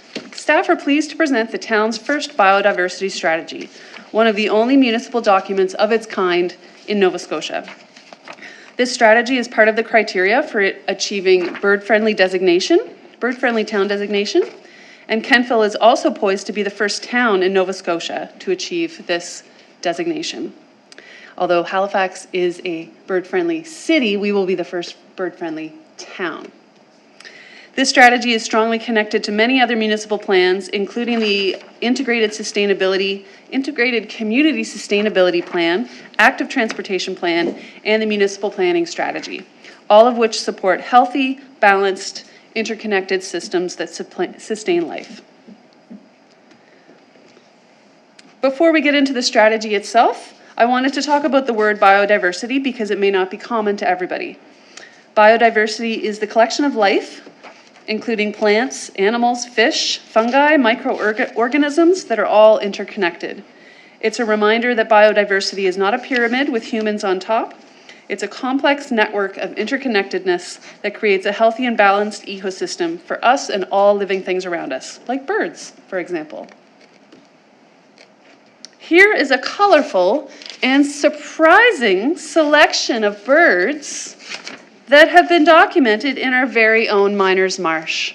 This is my favorite slide. If you would like to identify yourself as one of those birds, I encourage you to do so. You're the blue one, exactly. You're the middle lower? Middle top. Middle lower, Mayor? Would that be yours? Your spirit animal? I'm the one on the right, top right. Okay. These are actual birds that have been documented by some of the town's bird experts, including folks that are on our bird team. Now I'm way off my script here. Way off! Okay. Some of these are rarely seen and others are common in the park, though they might not be common if you aren't a birder or bird-friendly. This biodiversity strategy, started out as one of the many criteria for the town to become designated as a bird-friendly town and has developed into a directional guide for broader decision-making within the town to support Kentville's capacity to handle the various impacts of climate change. This is a strategy that aims not only to protect birds and bird habitat, but also all living things in the air, water, and on land, including everyone in this room and the generations of people that will come after us. Kentville is deeply connected to nature, from its roots in agriculture and orchards, tourism by train to tourism by bike, and a long list of outdoor recreational sports and events like the Pumpkin People, Harvest Fest, Fire and Ice, Apple Blossom. Kentville residents love to be outside. Every day, hundreds of people enjoy our parks and trails. Our seniors' home residents, NSCC and KCA students, our daycare groups all use our parks and trails to meet up and talk and get fresh air. Employees of this building, as well as many downtown businesses, regularly take walking breaks and have walking meetings together. Visitors to Kentville enjoy regional and national sports like mountain biking, baseball, soccer, pickleball, birdwatching, and much more. As some of you know, time spent in the gorge or the ravine will always make you relax a little more and sleep a little better at night.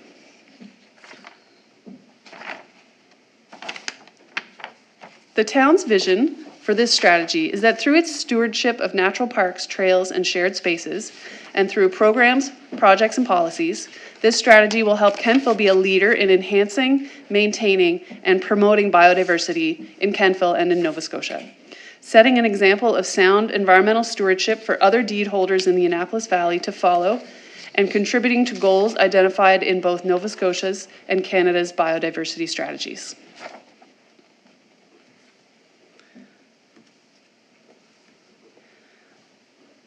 So we want to make sure that the town, we can encourage and expand the protection of the town's parks and trails. We want to encourage strategic and sustainable development. It's about protecting local biodiversity through nature-based approaches and to foster collaboration on climate action projects. But lastly, as you've heard in other presentations and staff reports, funding organizations, including federal government, often look for towns that are thinking strategically and systematically about sustainability and climate change. This strategy will give Kentville an advantage when applying for future funding and partnerships for energy adaptation, mitigation, and in a host of other areas. So we made this strategy by talking to teams in Town Hall. They wanted the strategy to align with their existing municipal processes. They wanted to integrate into their day-to-day processes and be a shared responsibility. We also talked to community groups, such as the Kentville Bird Team, as I mentioned before, Blommin and Naturalist Society, the Butterfly Way Projects, Birds Nova Scotia, and Nature Canada, and they gave us great insight that their priorities were around educational opportunities, removing native species and managing native species in town-owned properties, and naturalizing town parks. Lastly, we had a public survey that reached out to residents. We had really strong support. Even though we had a small number of responses, we had really strong support from those responses, and they were all very valuable. And those residents really spoke up and wanted a focus on events, education, programs, and also conservation.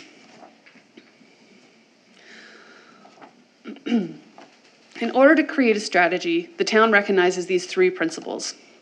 The first is ecological. It's essential to ground the strategy in core ecological principles to ensure the strategy is effective, scientifically sound, and resilient over time. Next, we want to incorporate societal principles into the strategy to ensure the work is equitable, inclusive, practical, and supported by participants and residents.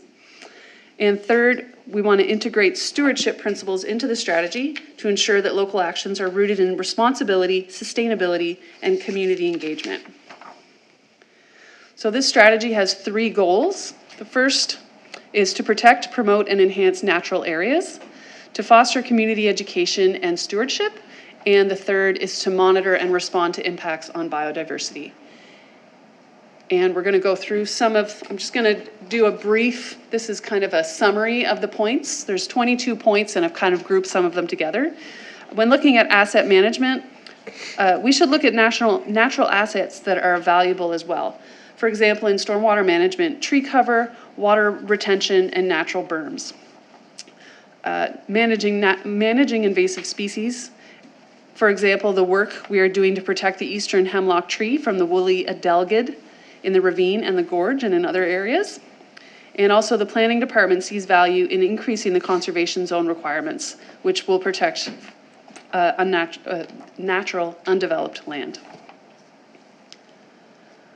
So under the goal of foster community education and stewardship, this came up across all of our engagement conversations. Staff, residents, and community groups want to learn and understand biodiversity and how it relates to their work, their homes, and their family.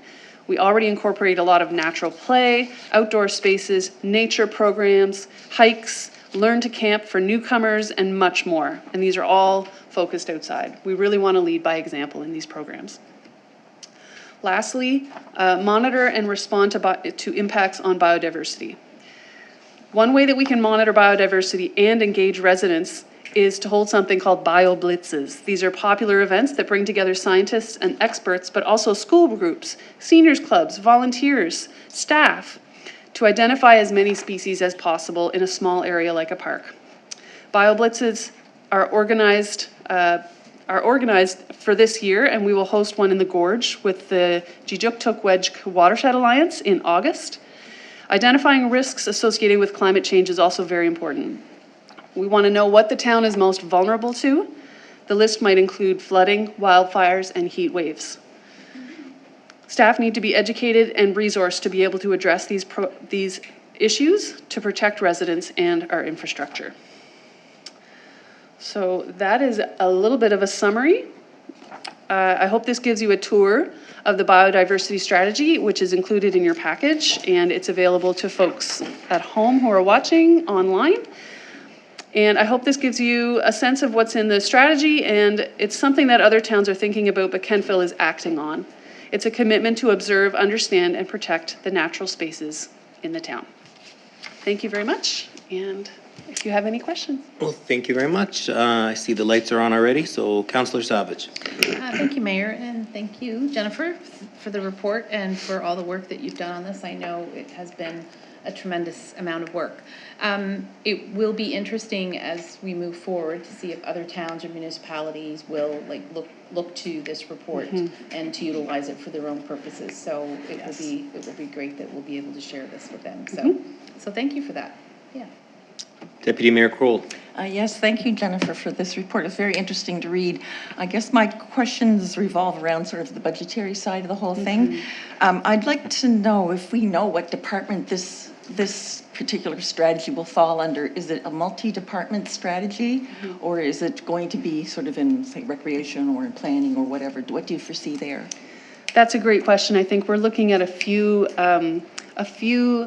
interdepartmental strategies this year that we really need to manage them carefully. They will be managed at the department directors level to make sure that we're hitting all of the guiding documents. So we want to make sure that everything's overlapping and integrated with things. So for now, this will probably live in the admin department. Okay, that's great. Can I ask some more questions? Sure, go ahead. Okay, so would current staff, I'm assuming current staff will be responsible for managing this strategy, at least in the short term? Yes. And is there a budget that you foresee that you would need in order to carry out some of these items that you've got listed here for what the objectives are? Well, obviously the strategy is not costed, but it is spread across departments. And for example, I mentioned earlier adjustment to the MPS. That's part of something that's already ongoing in the planning department. Our nature-based programs, that's part of what we're already doing in the recreation department. So there's a lot of things that we're already, these are things that we as staff and residents, we believe in, and we put these as priorities in our programs and our policies. So some of it is already happening, but I don't foresee, I don't have a very strong sense of large budgetary issues, but obviously they will come before council. Okay. Yes. Thanks. Any other questions?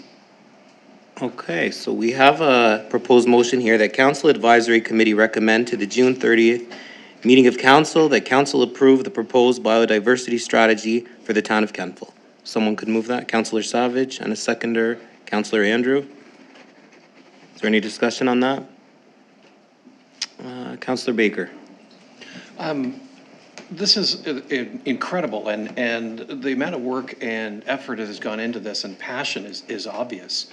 I echo my colleagues' desire for planning around putting your money where your mouth is.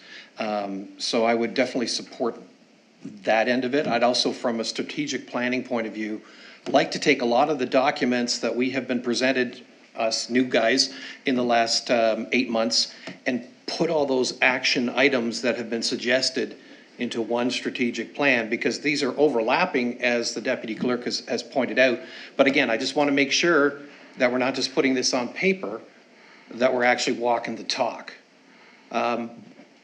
Development and conservation are often head to head.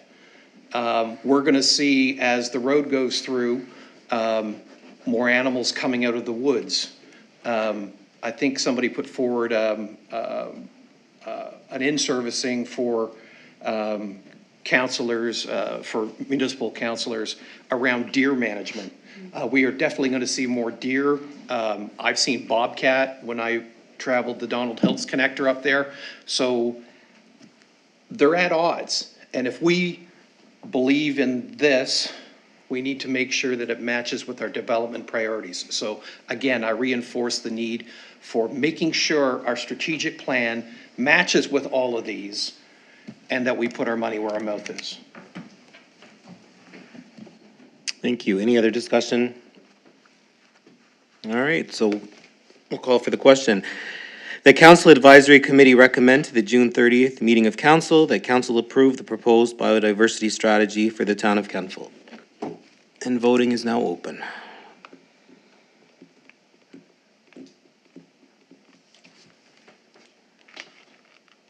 Maybe. No, there. Voting is now closed and the motion is carried.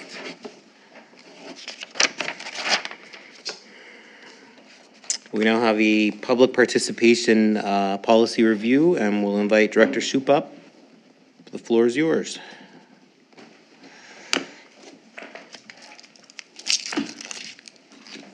My presentation does not have graphics. But I appreciated those ones. Hmm. Okay. How do I escape out of the previous presentation? There we go.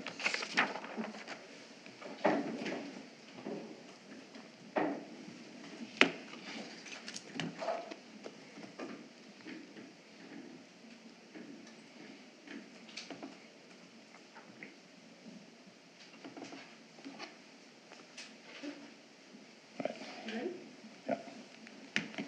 Maximize.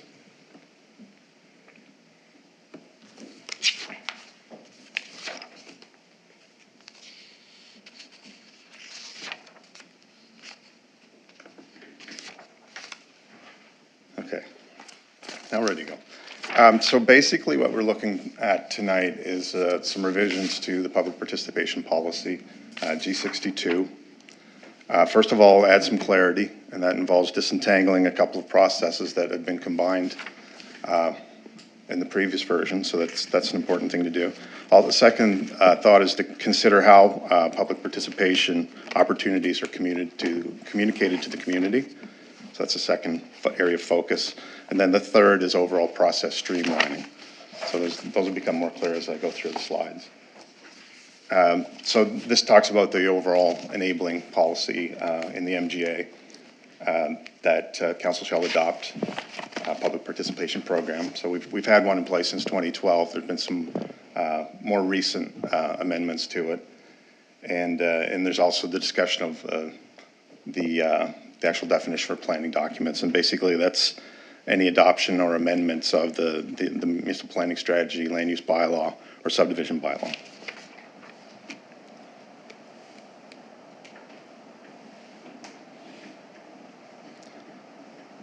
So in terms of the method of communicating process, the province has now given us two options to look at. We can use the traditional circulation in newspaper option of local readership, or we can post public hearing or notices on the municipality's website.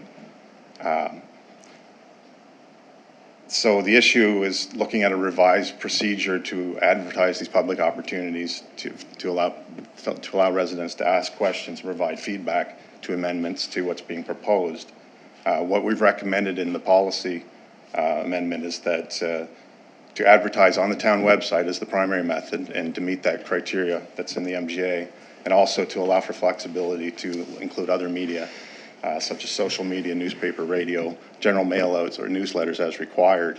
And it's more of a tactical approach to doing this, where we would tailor, many things would be fairly standard based on what are common procedures, but we look at everything from a plan review, which is obviously a multi-year process, larger process that would involve the whole community over an extended time, to smaller housekeeping amendments as well. So we've tried to keep all options open as we move through these different things, and perhaps set some standards eventually as we get into this.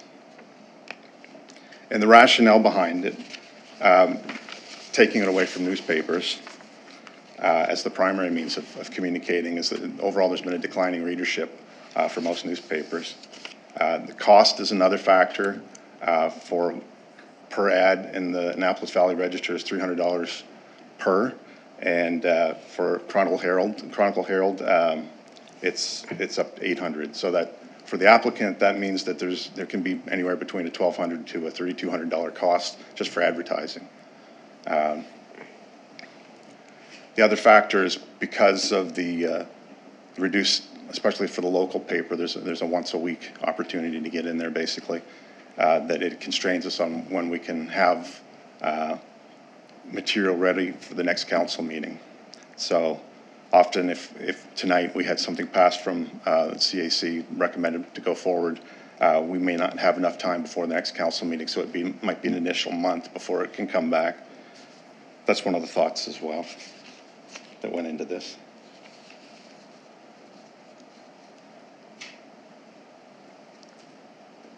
So this is, okay.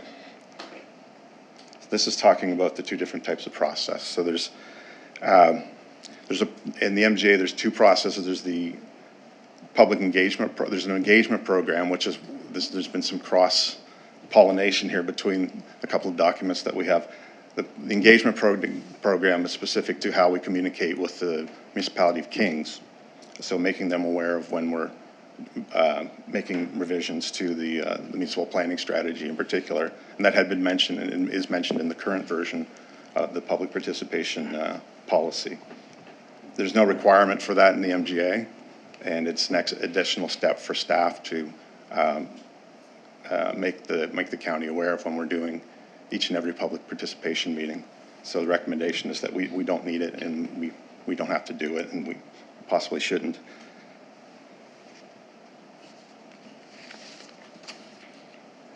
And this is the IM 17 is where this is in the municipal planning strategy. We have a reference for how we communicate with the county there. And it's when we have general amendments to the MPS, we would notify them. If there are site-specific MPS amendments within 150 meters of the municipal boundary, then we request for feedback from their council at that point. And just for reference, Kings actually provides notifications for both public hearings and for their public information meetings, which fall within 3 miles of town. So they do it for an area-specific group. The other aspect that we're looking in terms of more of the how we'd adjust process, and this is contingent again upon Planning Advisory Committee being up and running. But on completion of on the receipt of a completed application, staff would schedule a public participation meeting automatically, basically. And at that point, the full report with public feedback would then go to the PAC for the initial introduction and a more hopefully fulsome conversation on the what's being proposed. That's a format that I'm familiar with from other municipalities. What it does also is it cuts out a month basically of processing, where currently it's the CAC would recommend to council that something be moved to a public participation meeting, and we recognize that that's additional red tape basically for in terms of extending a timeline for an applicant, and perhaps don't see the need for that. So kind of cutting it down a little bit might be worthwhile. The other thing we added was a purpose section to the policy as well, just to make it a more complete policy document. Just make sure I didn't miss anything. I think that's it. So I don't have the recommendation up on here for council or for the CAC. But if there are any questions, happy to answer. I'll open the floor. Thank you. I'll open the floor to questions right now. Director Andrew. Thank you. I've been promoted. I like it. Councillor Andrew. It's okay. My question was just around the format when we do public meetings. No matter how we do it, there's going to be sorry, through the mayor. But there's always going to be questions. There's always going to be critique on how we structure a meeting. I assume, because I've seen it done even in this you know, iteration of council, I've seen public meetings done a few different ways. Is that a discussion? Is there a standard that we're working on? Or are we just trying to approach it per issue? Yeah, I hate it when I hate it, that's a strong word, but I dislike it for sure when we have a meeting around an issue that people are passionate about, that people care about, a project, a proposal, and people feel like the format is restrictive. And I'm just wondering, you know, what we can do to make sure if maybe there's some current contemporary wisdom around the best way to do public meetings. I'm just curious about that and thoughts on that moving forward. Through your worship, I would see that there's an opportunity to do a little more tailoring for individual, like if there's a rezoning application, it's handled this way, and it's a little more spelled out in policy, and that's something that could be adapted much more easily in our own standalone policy than having to do anything with the municipal planning strategy. But there is opportunity to lay that out in clear format of what people can expect when they're making an application, and on the other side of the coin, when the public sees an application, how they can best express their thoughts on it. So thank you. Councillor Baker. Thank you, and to follow up on my colleague's point and your point, Director, I would like to see a definition of public participation meeting format versus public information meeting format versus public consultation format. And I think even as a policy document, I mean, it could lay out the format for a public participation meeting means that we are going to receive information and then we're going to either act or respond on it. And I think that's what a lot of people have been frustrated by what format the meeting is because they don't know what's going to come of it. They like to be heard, but then they say, well, I keep coming to these meetings and there's no action or there's no response from council. So I think it's contingent on us to follow up on those meetings. But I guess the definition, participation, consultation, and information, those are 3 different types of meetings. So I think if this is a participation meeting, if we could include in G62 a definition as to what the format of that meeting is and what will happen. That's a suggestion. And my second point is, I'm hesitant to rely on eliminating newspaper.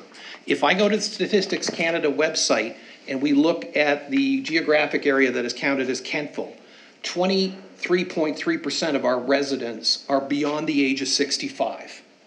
Now, I'm not going to assume that because I'm a technology buff that everybody's the same as me, but if we're going to eliminate 23% of our taxpayers, assuming that those who are over 65 may struggle with technology, I think it behooves us to find another way to reach them than just saying, it's on the website, because our website doesn't necessarily generate outgoing information to those people who are interested. So I think we need to find a way to make that work, because eliminating 23% of our taxpayers is not a great way to be acting. So I would look for, if CAO or mayor is open to finding options to ways to make that happen, whether that's mail-outs. I'd like to see something on the back of the tax mail-outs that go out. I've yet to see anything on the back of those. How much would it cost to add a piece of paper to it?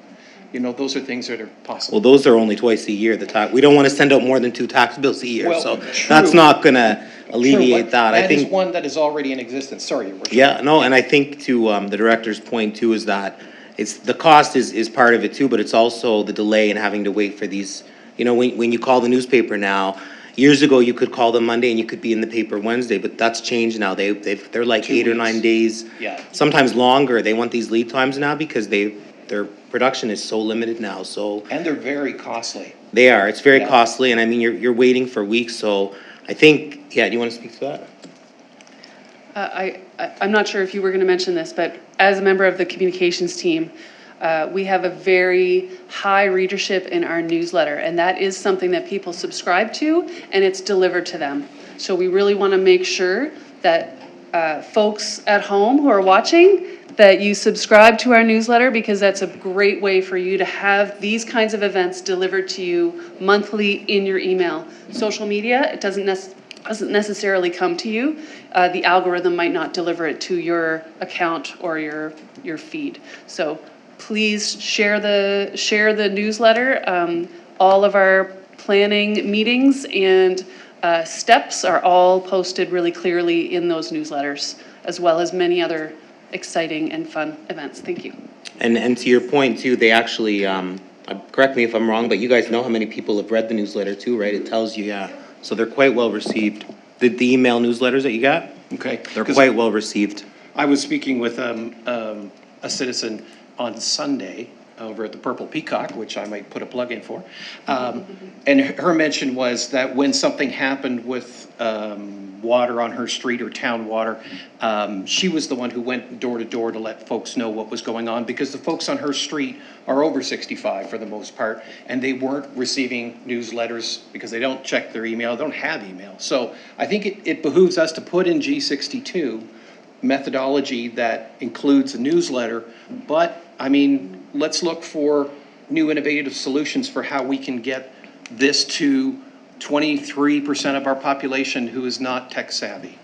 And I apologize if that's a generalization, but I think I'm making my point here.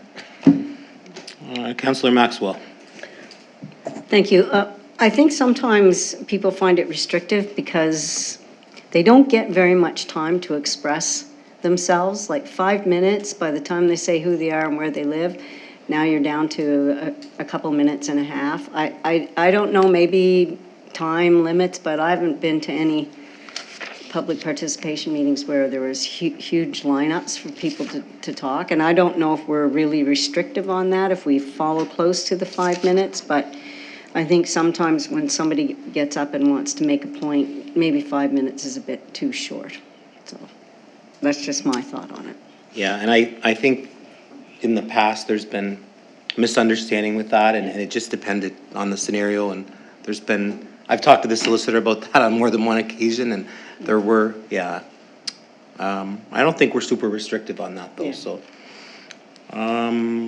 Councillor Hamilton. I'm just curious, you mentioned some of the red tape and it's being extended.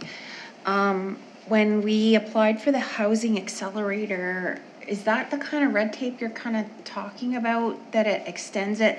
Like, were we held back with that housing accelerator for the funding to be included in that? Is this one of the pieces with that the extra red tape that added to it that maybe we can fix with this?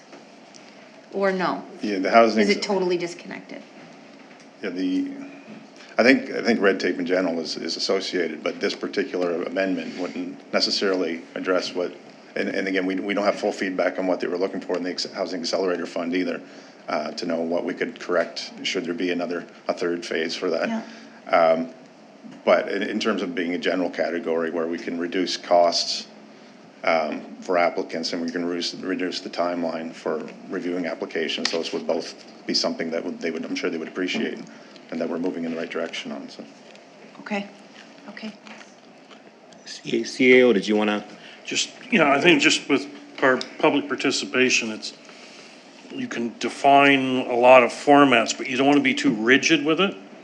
Some of the more productive public participation meetings I've seen is when a PAC goes out, just has 4 topics in general. They just want to have a informal discussion with residents and ratepayers, and it's just drop in anytime during 3 hours on Saturday afternoon, and you can talk with someone about these 4 issues. So don't limit yourself by trying to put a set rule on every potential type of meeting. I think flexibility is important. Mm-hmm. It is important to get information out. I know it's an unpopular topic. I was told in this room is electronic signs, but it was very effective in Stewiacke. Let me tell you, everyone in the town knew that sign in the middle of town by the railway crossing, the street everyone had to use, had every meeting that was coming up, whether it was planning or any other committee, they knew they were going to see it on that board every couple minutes when they were driving through town. So they knew every meeting that was coming up was visible to everyone going through town, back and forth to the post office or wherever. So it was, try to use every bit of information, but the feedback we were getting was even from the seniors, we don't read the paper anymore, it's not worth getting. So there's nothing in it anymore, so. Councillor Hamilton. Just to follow up with that, I think we have the board by the rink that I think we kind of underutilize it sometimes, which follows up with what you're saying. And I think we should be using that more for listing some of our meetings. But I think we need to be open to feedback, and sometimes it's not always what we want to hear, but you know, that's how you can change things and make sure that people feel involved. And so, yeah. Councillor Baker. My colleague stole my thunder. The electronic sign by the arena, I wanted to commend the Recreation Department on the change in the graphics that they've been using. They are much more legible, much more impactful, and useful as information. Let's stay on this discussion right now, but noted what you said. Thank you. Is there any other questions for the director on this?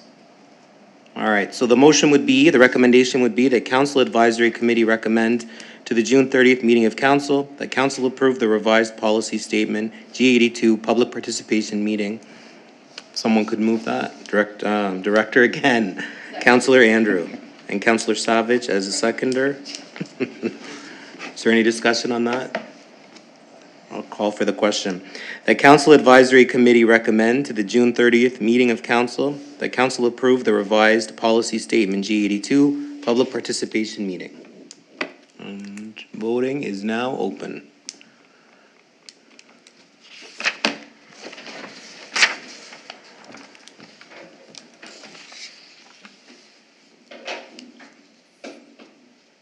Voting is now closed and the motion is carried. Thank you very much. We now have an update on Valley Waste and King's Transit governance funding, and CAO, the floor is yours. Thank you, Your Worship. I just want to give council an update, and as you've probably seen in my reports every month that I've been attending a number of meetings of the CAOs on this topic. We have, as you're aware, with some recent events in recent years, that a separate interim intermunicipal service agreement was created and a board to oversee both organizations, King's Transit and Valley Waste. That expires June 30th. So the CAOs have been accelerating rapidly, trying to get through all those, both the original authority documents for those operations, as well as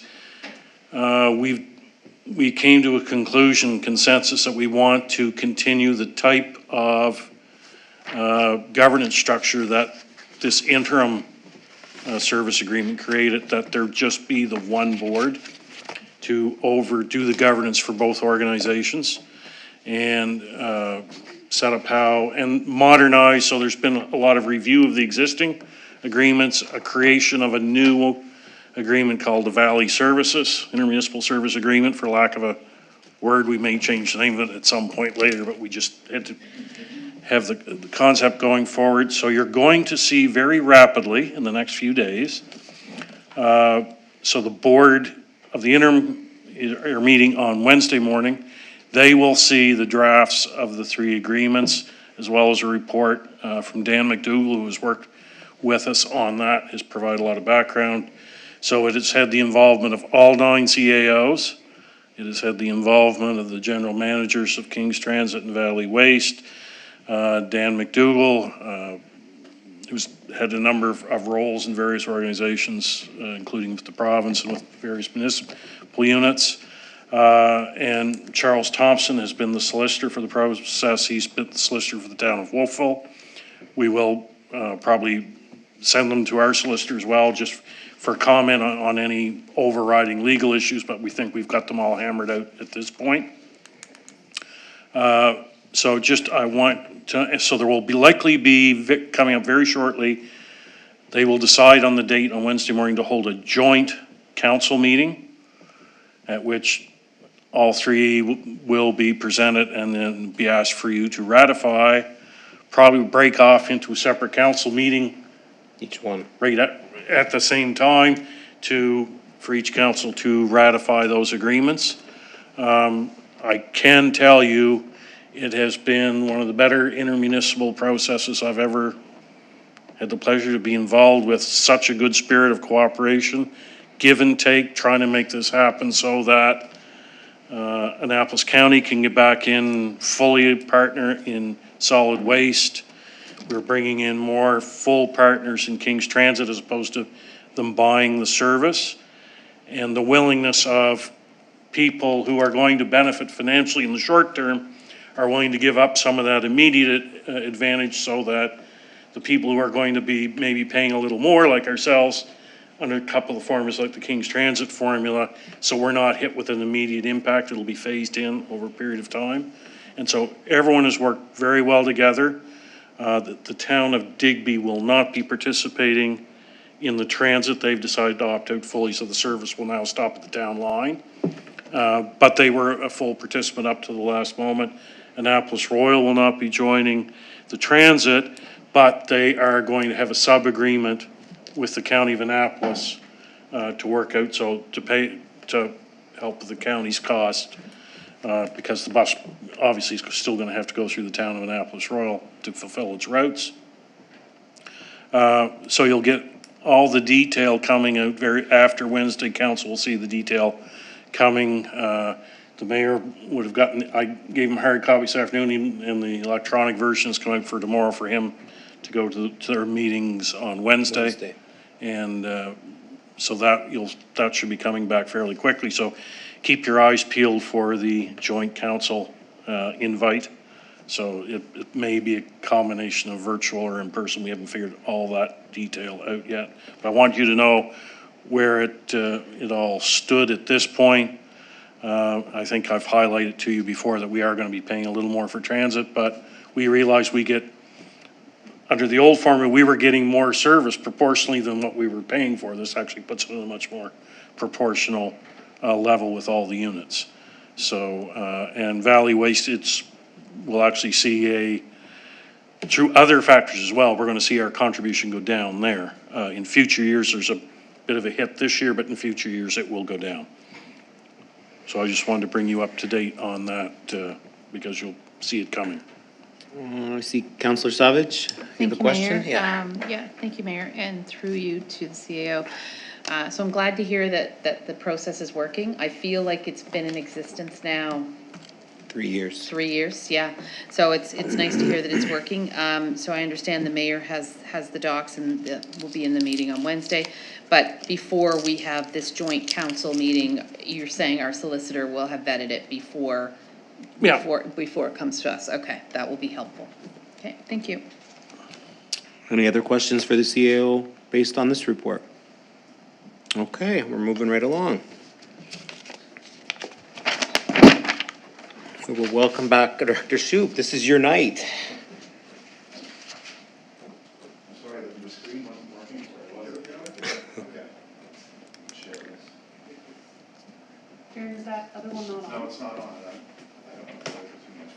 Oh, once I put it up, are you ready to go? No. Okay.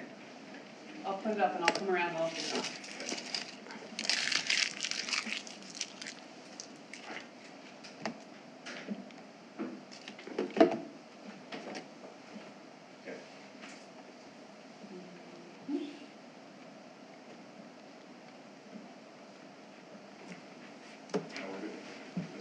That's good. Weird.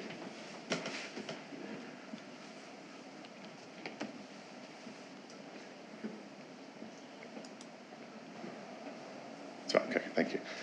So an interesting application tonight. This is the first rezoning application since revisions were made to the MPS back in October of 2024.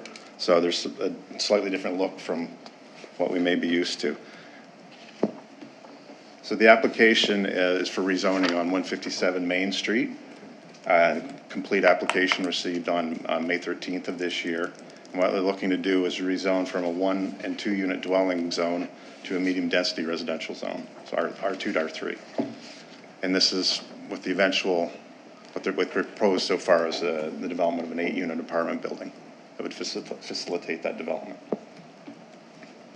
So here is the location, and just to give a little bit of neighborhood context, it's on Main Street, which is a major collector road.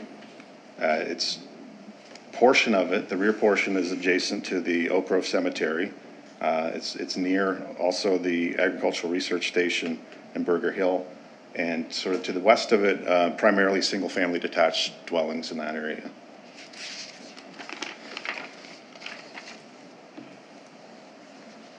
So looking at policy requirements, this is one area which has changed slightly. So we've looked at, and back prior to October, and I won't go into great depth on policy changes, but just a quick note, we've gone from 6 considerations down to 3. And there had been more design-focused approach before, and now it's more of a policy-oriented approach. So in this case, I've highlighted the first one, Section A, where the proposed zone is enabled by the plan for use within the same designation. So it's a residential zone looking to go to another residential zone within the residential designation. So that's why it meets that first condition. And do I have to touch them on the other ones?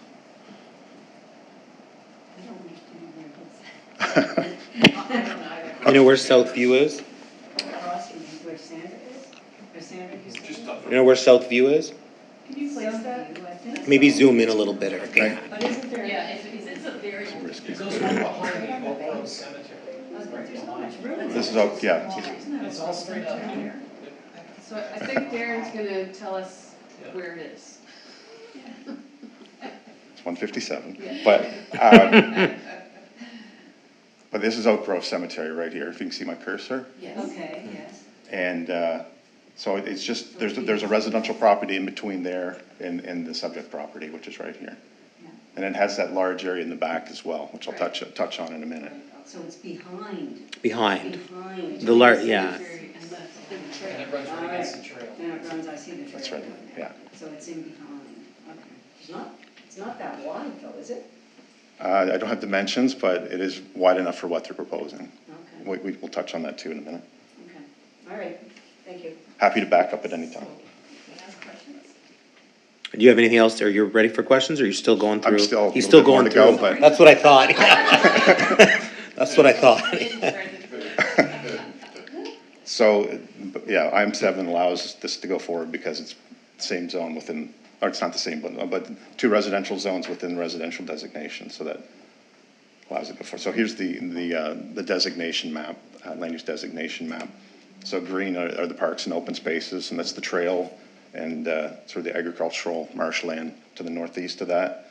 The institutional spaces are the cemetery, and as well as Burger Hill, I believe, in the Agricultural Research Center, and then the remainder being residential. So policy IM 7, this we've reduced from 16 considerations to 3, and again, more focused on the policy aspect of things rather than detailed design. And I can get into that if we need to as well, as why that decision was made, but that the proposal is in conformance with the intent of the strategy and the requirements of all other town bylaws and regulations. So that's the main one we're looking at, and have some policy that backs up why this could be considered. The other 2, it's outside of the source water protection plan area, so it doesn't apply there. And the existing building is still existing, and it is compliant with what the proposed rezoning would be. So even if they kept the building, the intention, I believe, is to demolish the building and build a new structure, but it still would meet that new zone requirements.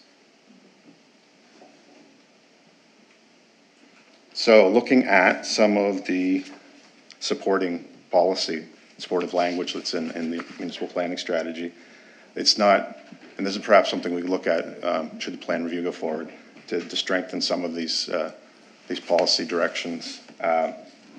So the objectives and goals section of the residential chapter 5, strategy goals in terms of housing residential neighborhoods is to promote and accommodate an array of dwellings with different prices, locations, and tenure. So that's supported again by the sense of having different housing options available. section 3.2.2, and this sort of, again, a bit of a preamble section rather than an actual policy direction, but some of the language is still germane to what we're doing here. The key elements that I took out of this, and I won't read it all the way through, is that there are alternative housing needs and density aspects that the council has put into the planning strategy that could be considered when looking at this application. And policy GD4, it's a distinct policy in this case, ensuring that growth and development with the town is efficient and cost effective. So that speaks to more density and locating new development on existing infrastructure. So that both the case here.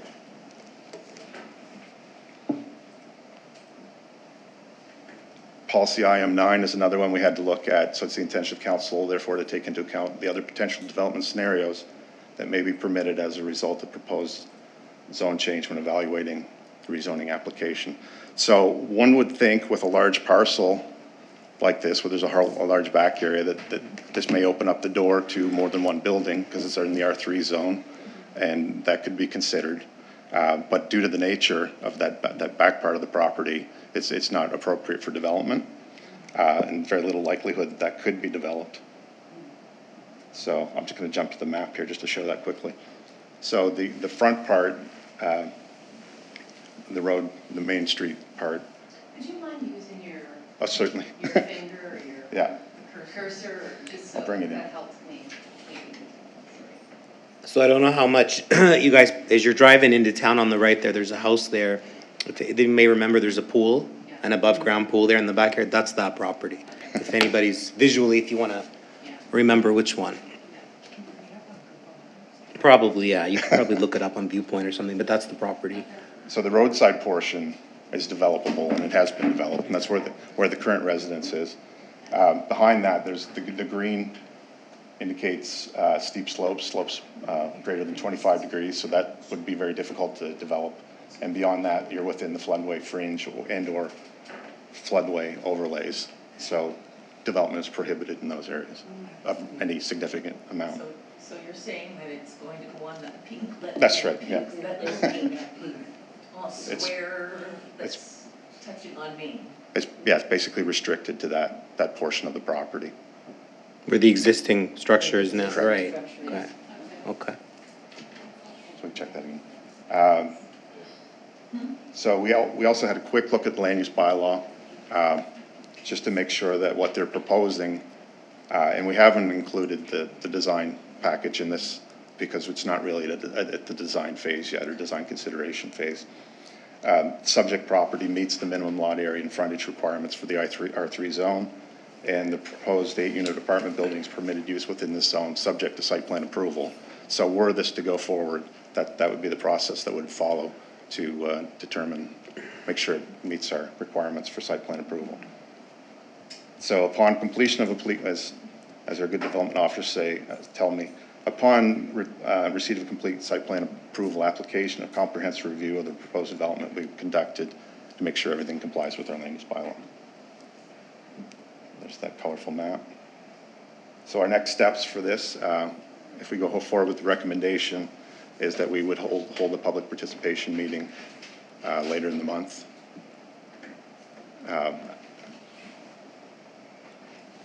That would be the direction.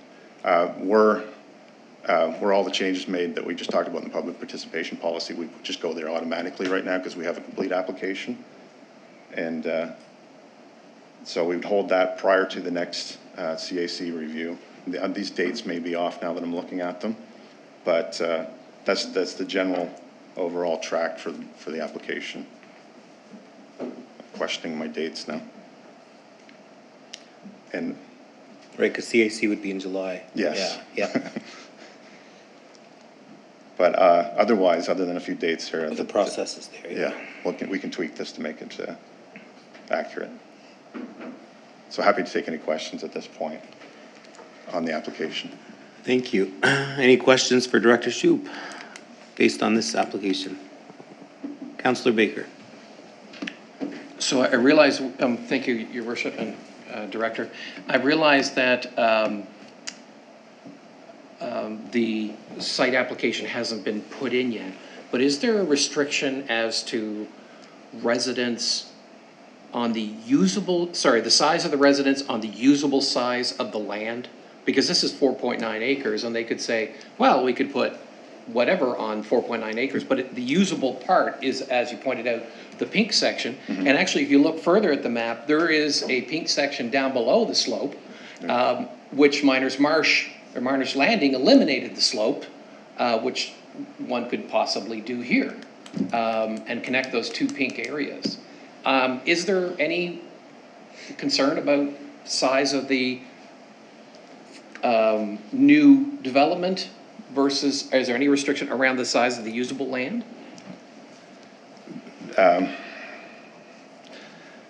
There would be some constraints on that. I'm just trying to think of how the policy or how the regulations read right now.